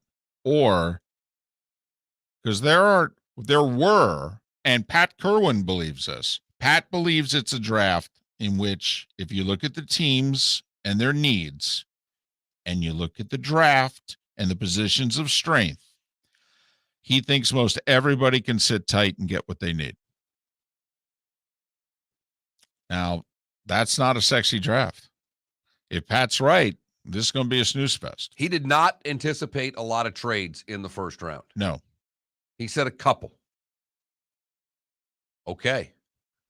He did say, however, he thinks the trades will get really heavy from midnight Thursday through 7 p.m. or whenever Friday starts, and throughout Friday's second and third rounds. He thinks there'll be a lot of action on day 2 of the draft, not so much on day 1. The most interesting thing that I believe that Pat has given us is just simple research that he's done based off of last year, in which he said, not saying they're the 10 best running backs in the league. I'm not saying they're the 10 best receivers in the league, but the 10 most productive running backs in the league and the 10 most productive wide receivers in the league last year, and their average draft position for wide receivers was 3.1, and for running backs was 2.7. He goes, it's not like that every year, but last year it was, despite all of the good young receivers that we've had come into the league here recently. You begin to realize how many of them were not first-round picks. I mean, think about it. Tyreek Hill was a 5th rounder. Stephon Diggs was not a high draft pick. Devontae was a 2nd rounder. So the research also shows you that maybe Friday is the money day. The And I've got a couple of different things that I've looked at, but none of the quarterbacks have first-round grades. They just don't. There's not a tight end, I don't think, with a grade better than, I think, the third round. You've got the one center from Iowa that's got a first-round grade. You got a couple of guards with first-round grades. And I am fascinated by how the receivers are going to break out in this. Because there's a lot of good. There doesn't appear to be great. Who thinks someone's great? When do they go grab them? When does the run start? Because once it starts, it's going to be nuts. Like, we think the defensive end and offensive tackle run's going to all be in the top 7. Does Atlanta start the wide receiver run at 8? Do the Jets start it at 10? When does it start? Because when it starts, look out. And then who falls? Could Thibodeau have a could Atlanta be sitting there at 8 and get Thibodeau at 8? I don't think so. I'll tell you what, though, I think he could get to the Giants at 7. I do. And then the Giants have to decide they're going to go offense again, or will they even – the choice for the Giants could be Thibodeau or Stingley at 7. And then Atlanta's sitting there praying that they get Thibodeau. I mean, they've needed an edge rusher for, I don't know. Right. 20 years. But people have their doubts that this guy could be more of a boom or bust pick. One time thought of as the number 1 pick. If he's sitting there at 8, what do you do? Right. If he's sitting there at 7, what do you do? You know, for that matter, Seattle's lacked a edge pass rusher for a long time if all of a sudden he were default to 9. And here's Carolina at 6 with no second, no third. To me, if Thibodeau gets past 5, would someone go to Carolina and get him to get the, what's thought of as one of the high-end edge rushers? It's also just a staggeringly important draft for a couple of franchises. I mean, you cannot undersell the importance of this draft for the New York Jets franchise. Far bigger for the Jets than the Giants, even though both franchises are in similar spots. The Giants with a new regime, there's at least some time there. The Jets screw this up. They're blowing things up again, David. I mean, I think both the Texans and the Jets, I think each have like 5 in the top 70. I mean, man, oh man, you got to get that right. Speaking of how important it is, no team has had more draft capital in the last 5 years than the New York Giants. In terms of top-end draft capital. Think about that. Think about where they are. I mean, look at Carolina. They have no cap room. They have no draft picks. They're picking 6th. They have no quarterback, not much cap room, no draft picks, and you're drafting 6th? You want to talk about not doing a good job for a few years now. I mean, the New York Giants are like, damn, that's our neighborhood. At least we got draft picks. At least we have draft picks. I mean, Carolina after 6 does not pick again. What, like 110? It's late 4th round. I know that. Late 4th round. And I'm just missing it right now. I think it's like a supplemental pick in the 4th round. And maybe it's 140. They pick in the 5th at 144 and 137. Sorry, I just, for whatever reason, missed their logo. 137. 6 and then 137, David. That would scream candidate to trade out. But you need somebody to trade up for. And that's why I'm looking at Atlanta in Seattle. Would they just want to hop the Giants if they think there's somebody there? Because Seattle could give up 40 or 41. What's Carolina going to do? Where are you going to go? That's not old. I'm telling you. And that's going to, like you just did, that's going to leapfrog to other sports. Where are you going to go? That thing's got legs, as they say. Hell, it's going to start making dinner conversations. Where do you want to eat? Where are you going to go? It's going to get us slapped at dinner is what it's going to get us. Miller and Moulton. Good, bad, and ugly. What's on tap today was the day when. Hey, it's Mark Miller for the Training Grove by Orange Whip Golf, where golfers go to get better. Improve your golf game from home with Orange Whip Golf and Fitness online swing training program, The Training Grove. With a growing swing training video library and a daily program prescribed by golf fitness professionals, The Grove provides a clear path to unlock your most powerful swing, giving you control of your game like never before. Join thousands like me who have finally found a way to achieve results in half the time of traditional game improvement methods with The Grove's revolutionary blend of golf fitness, instruction, and award-winning Orange Whip products. Go to orangewhipgolf.com to get started for a free 14-day risk-free trial and use code Miller10 to get $20 off your first month. That's orangewhipgolf.com to get started for a free 14-day risk-free trial. Remember to use code Miller10. That will get you $20 off your first month. The Training Grove by Orange Whip Golf, where golfers go to get better. David Moulton for Napa, Napa Auto Parts, and Napa Filters. Insist on Napa filters for your vehicles, or if you're a do-it-yourselfer, only buy Napa filters. Napa has a filter for almost anything on earth that moves, whether it's motorcycles, foreign and domestic cars, vans, SUVs, earth-moving equipment. You get the idea. Napa Auto Parts, Napa filters. Insist on them for your vehicles, or if you're do-it-yourselfer, only buy Napa filters. Bring your big mouth to John Smith Subs and indulge in their overstuffed subs with the freshest quality ingredients. Enjoy our famous steak bomb with perfectly grilled marinated sirloin steak topped with provolone cheese, grilled onions, peppers, mushrooms, crispy bacon, juicy tomatoes, and creamy mayo. Boom! Made-to-order crispy fries can be paired with the Gator, the Cuban, the chicken bomb, or the Italian. Love local. Eat delicious with John Smith Subs. Find a John Smith Subs location near you today. You are listening to Miller and Moulton on the Florida Sports Network. Why? Just why? Frankie, it's not even my name. It's all right. He doesn't care. It's not anything against you Is or it the John job. Cassio? Yeah. I'm going to start calling you Calculator. How about that? That was bad.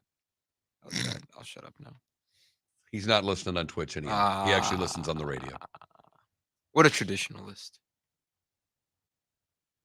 Frankie. God, that's funny. That's really funny. I'm sorry. Call him Kool-Aid. That's what he looks like. Oh, yeah. No, that's what he looks like. That's yeah. when he was working for David and doing some stuff over there, they called him Kool-Aid. Ooh. John's not a small man. He's a ginger. Oh, that's tough. That is tough. Boy, I'll tell you what, Denver at Seattle's got your name written all over it. Barrett and Bourbon goes, Philly, They are at Tampa. That could be a Monday nighter, too. Philly, I have plenty of Denver? Casio No. ammo. Seattle. I don't know. It's not a competitive game. Well, I understand, but it's Yeah, I know. Can't skip Brady on Monday night. Although, you know what? You could end up with a Tampa at Pittsburgh Monday nighter. Would be a great Monday night game.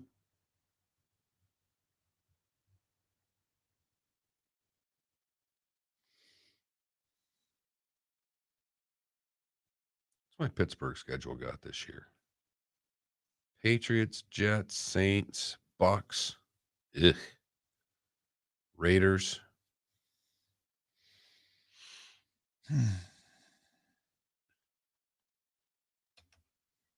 Man, Devil in a New Dress by Kanye West is one of the greatest hip-hop songs of all time.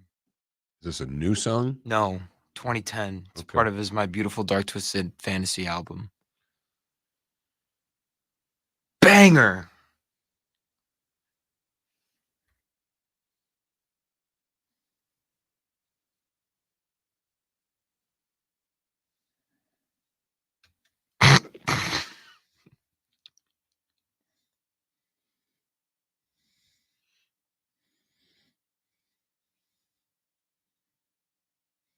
Oh, crap. I need a good.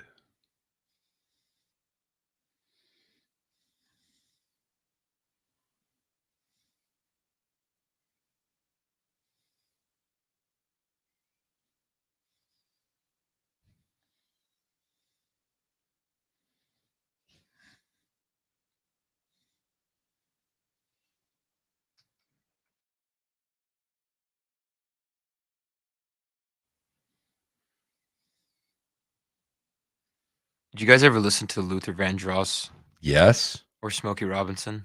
Yes. Hey, did you listen to the radio between the years Hey, look, 1970 man, I'm and just asking a question. I'm just asking a 2011? But did you like it? Is what I meant. How do you not like Luther Vandross? Man, he's the man. He makes good music. God, Step up to Barry White, okay? that's Yeah. his soul. Step up I to don't know Barry if you White. could handle Barry I don't know White. if you're ready for Barry White, but go get Barry White's greatest hits. Download it.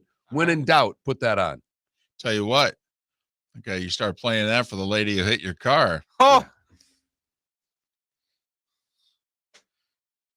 She says she wants some Marvin Gaye, some Luther Vandross. All right.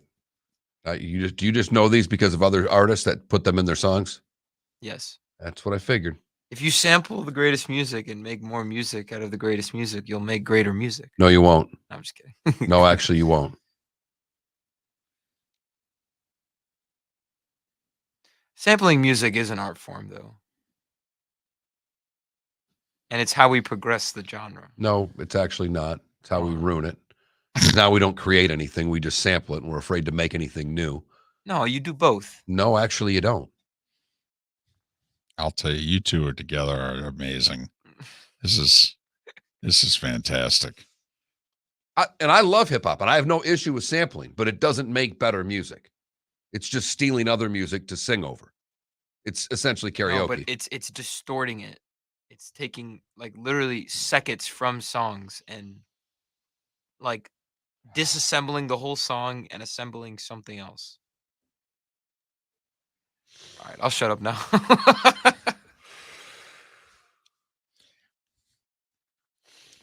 You got to pull a Nancy here.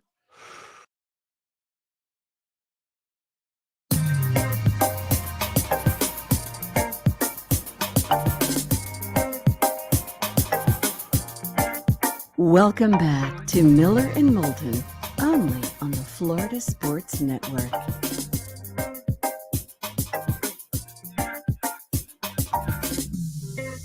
It's 22 minutes until the top of the hour. Miller and Moulton, Florida Sports Network. You know, we didn't talk about this today. Probably should have brought it up earlier. That letter got released. The Yankees letter that they fought 2 years to not have released. It basically was the concluding statement from Major League Baseball as to the Yankees, quote, sign stealing scandal, unquote. I will say most of the letter had been previously reported, particularly by the New York Post a few years ago. But is it cheating if you're cheating but there's no rule against it when you're cheating? Because the Yankees were using technology to get signs, which, as we've now found out, was fairly widespread in baseball. What apparently you couldn't do, though, you could use the cameras to steal signs. You couldn't, however, use technology to relay that information in real time to the dugout, to the batter, etc. So you could have a room set up in which somebody is seeing, oh, fastball. But you couldn't then use, right, you had to almost like run by, courier, run down and go, fastball, fastball. And obviously, game happens faster than that, etc. So the Yankees, though, were, This is very similar to, by the way, steroids wasn't listed as drugs you couldn't use, but you weren't supposed to be able to use illegal drugs. Correct, which was a rule going back in the early 70s. Right. Major League Baseball said you cannot use anything that is illegal. And so to Major League Baseball, it's like, well, that covers steroids. So you could only get steroids with a prescription. And, the prescription is not to hit the baseball farther. So, actually we had a law on the books in the early 70s. Right. Even though those that said, well, you didn't have anything about steroids. Well, We kind of did. Kind of thought we'd covered it. So the Yankees, Although if a player got them legally, right, essentially that would be fine. So the Yankees were stealing signs, which baseball was not cracking down on. Baseball kind of knew about. But also, they were doing this in 2015 and the first half of 2016. If you go back to this whole baseball sign stealing scandal, it was around the late spring of 2016 in which Manfred for the first time said, yeah, this stuff's got to stop. All right. We know you're doing it. That was when, John Farrell had the Apple Watch or whatever it is, in the dugout and the whole deal. And they said, hey, this crap's got to stop. Got it? The Astros kept going and kept going and kept going. Now, there's no proof. Major League Baseball has nothing, and this letter does not cover it, that the Yankees kept going. Hard to believe that they didn't. I mean, it would take a lot for me to believe, oh, yep, we just quit. Well, and remember, the Yankees still really honked at the Astros. Right. I mean, Brian they cheated better than they did. Well, Brian Cashman feels they cheated them out of at least a trip to the World Series because they lost in 7 in the LCS to the Astros in the season in which the Astros were clearly stealing signs, clearly in real time and relaying them to their batters. But the letter was released yesterday. By the letter of the law, no pun intended, the Yankees did not cheat. But, I mean, it's on a technicality, though. Yeah, it's going to be tough to sell that one, particularly to non-Yankee fans. Well, my guess is in Houston, they're not going to buy it, for one. But, so that letter came out yesterday, finally.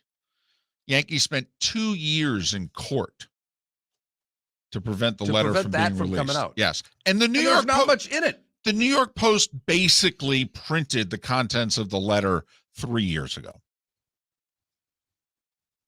Time now for? Leave it to the oldest guy in the show, and definitely the oldest soul to live in the past. Here's David Moulton with Today Was the Day When...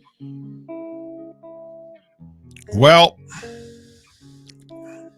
I'm going to go back to 4977 BC. What?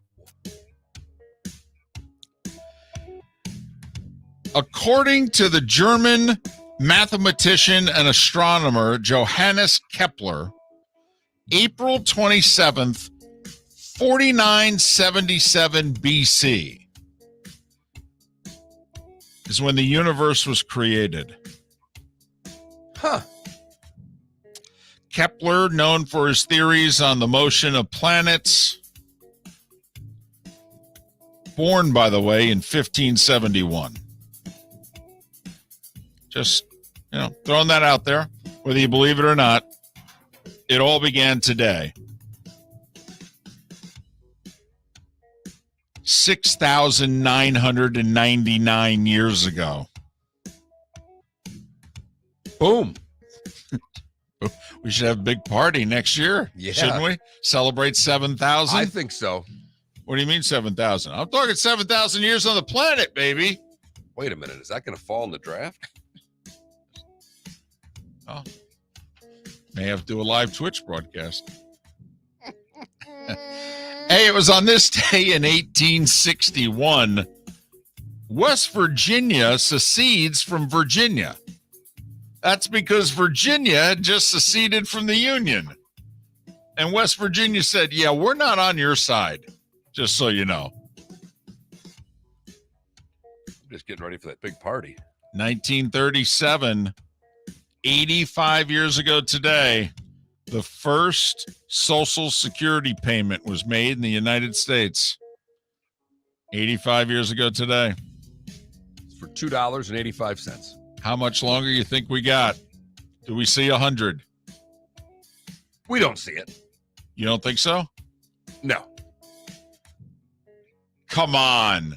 I don't think I'll get a dime from Social Security. No. It's lasted 85 years. There you go. That's a poll question. Will it see 100? 52. By about 67 is when I would want it. Well, yes, it's when you need it, actually. Good luck. Just so you know, I'm still not going to be doing the show when you're 67, you know. That's a good bet.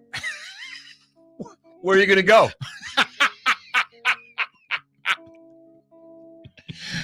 Mussolini captured on this day in 45 by his fellow citizens. That did not end well for him. He deserved it, but it did not end well. It was on this day in 61, the NFL officially recognizes that the Hall of Fame, you know what? Let's do this thing in Canton, Ohio. Good. Done. Sold. It's on this day in 1971, Curt Flood resigns from the Washington Senators and leaves the country. He had fought for the better part of 2 years. The reserve clause lost, ended up leading to a win for many others, which he never saw. Paul McCartney and Wings break up today in 81. Huh. So that lasted The hell were the Wings going to do? I know. Where are they going to go? Right. Right. So that lasted about 10 years, right?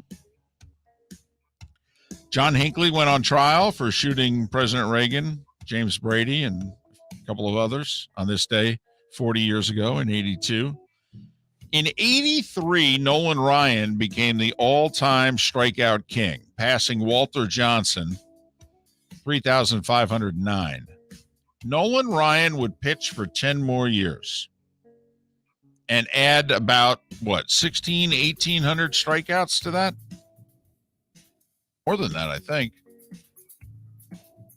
Because I believe 93 was his last season. I don't think he was pitching in the strike year of 94. Off the top of my head, I thought he was around 5,300 strikeouts. But 1994, on this day, President Nixon laid to rest the Nixon Library in Yorba Linda, California. 2006, construction begins on the Freedom Tower, the new World Trade Center in New York. 5 years ago today, Myles Garrett, number 1 overall pick by the Browns. So it was 4 years ago today, they took Baker. Right. It's 5 years ago today, they took Myles Garrett. So if you're Jacksonville, and Cleveland went 1 for 2, right? Although it sure looked like they were going 2 for 2. I mean, think about a year ago at this time. I know. The idea that Baker Mayfield will be gone from the Browns in a year. What? Crazy. Just beat the Steelers in a playoff game. But he almost beat the Chiefs, for goodness sakes. Mark, this is a famous birthday day. Rogers Hornsby, Enos Slaughter, Chuck Knox, Ulysses S. Grant, Coretta Scott King, Jack Klugman, and Casey Kasem. Quincy and Casey Kasem back to back? All born on this day, April 27th. Jack Klugman would have been 100 today. Casey Kasem, 90. Coretta Scott King, 95. Those who are very much alive and celebrating their birthday, Leroy Jordan is 81. The Iceman, George Gervin, is 70. We play to win the game. Herm is 68. Jason Whitlock's double nickel. Chris Carpenter, the former pitcher, 47. Dan Mullen's 50. Huh. Think Dan coaches again? Head coach? Boy. I'm going to say yes. He's gone into deep hibernation, by the way. He's not doing interviews, no nothing. Assistant jobs. No. I still say yes, he comes back and coaches. Tell you what, Dan could do broadcasting. Dan is smart. Dan is cocky. Dan is opinionated. Yeah. Dan could do broadcasting. Dan doesn't think he's wrong. No, he does not. But that makes for a good broadcaster. Strong opinions, elicit a reaction, the whole deal. Nick Kyrgios, the tennis player, is 27. Austin Dillon's 32. Thought he was younger than that. I mean, I don't want to say that's old for NASCAR these days, but it feels like middle age. Well, he's certainly going to have to retire pretty soon. Lizzo's 34. Sheena Easton, 63. Probably. Yes. Ace Frehley, 71. You know, she Can't reportedly... believe you had Ace Frehley on. Ace Frehley is 71, co-founder of KISS. Sheena Easton reportedly sent nude pictures of herself to Peter Jennings when he was hosting the nightly news. That's a story that's been out there a while. A long time. Yep. Has never been denied by either while he was alive and while she is very much alive.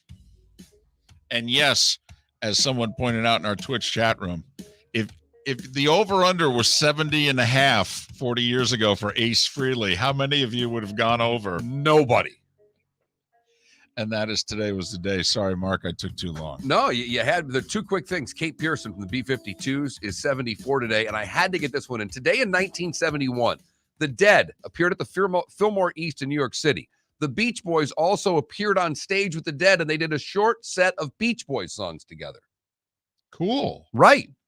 You've heard folks elsewhere mock Florida is gonna Florida. Well, Mark Miller sees it differently. He calls it the good, the bad, and the ugly. What you got, Mark? I go to Cape Town in South Africa in Tonge Matataroya, who works at the Brass Bell. He's a bartender. Said it was a calm day in the fishing village and people were walking out, and all of a sudden a wave came over the harbor, covered the people, dragged them out into the ocean. He said, I ran inside undressed and dove in because I saw a child go as well. 37-year-old Claire Gardner and her 8-year-old daughter were two of the people swept away. She knew they were getting pulled away. She strapped her arms around her daughter, but they'd been pulled out. The bartender swims out, takes them both to shore. It's not really a good, it's a great. For the bad, we go to Birmingham, Alabama, where a fast food worker is in a bit of trouble arguing with a 50-year-old woman, arguing with the customer. The 50-year-old woman threw grease on the customer through the drive-through window, causing severe burns. No word on the order or why the confrontation happened. Finally, the ugly. We go to Connecticut. I'm sorry, we go to New Jersey. It's close. Where animal control was called out because a concerned citizen spotted a parrot in a wooded area Wednesday. Alarmed, thinking the exotic bird belonged to someone and must have flown out a window. He snapped a photo, sent it to his nephew, a sergeant at the Princeton Police Department.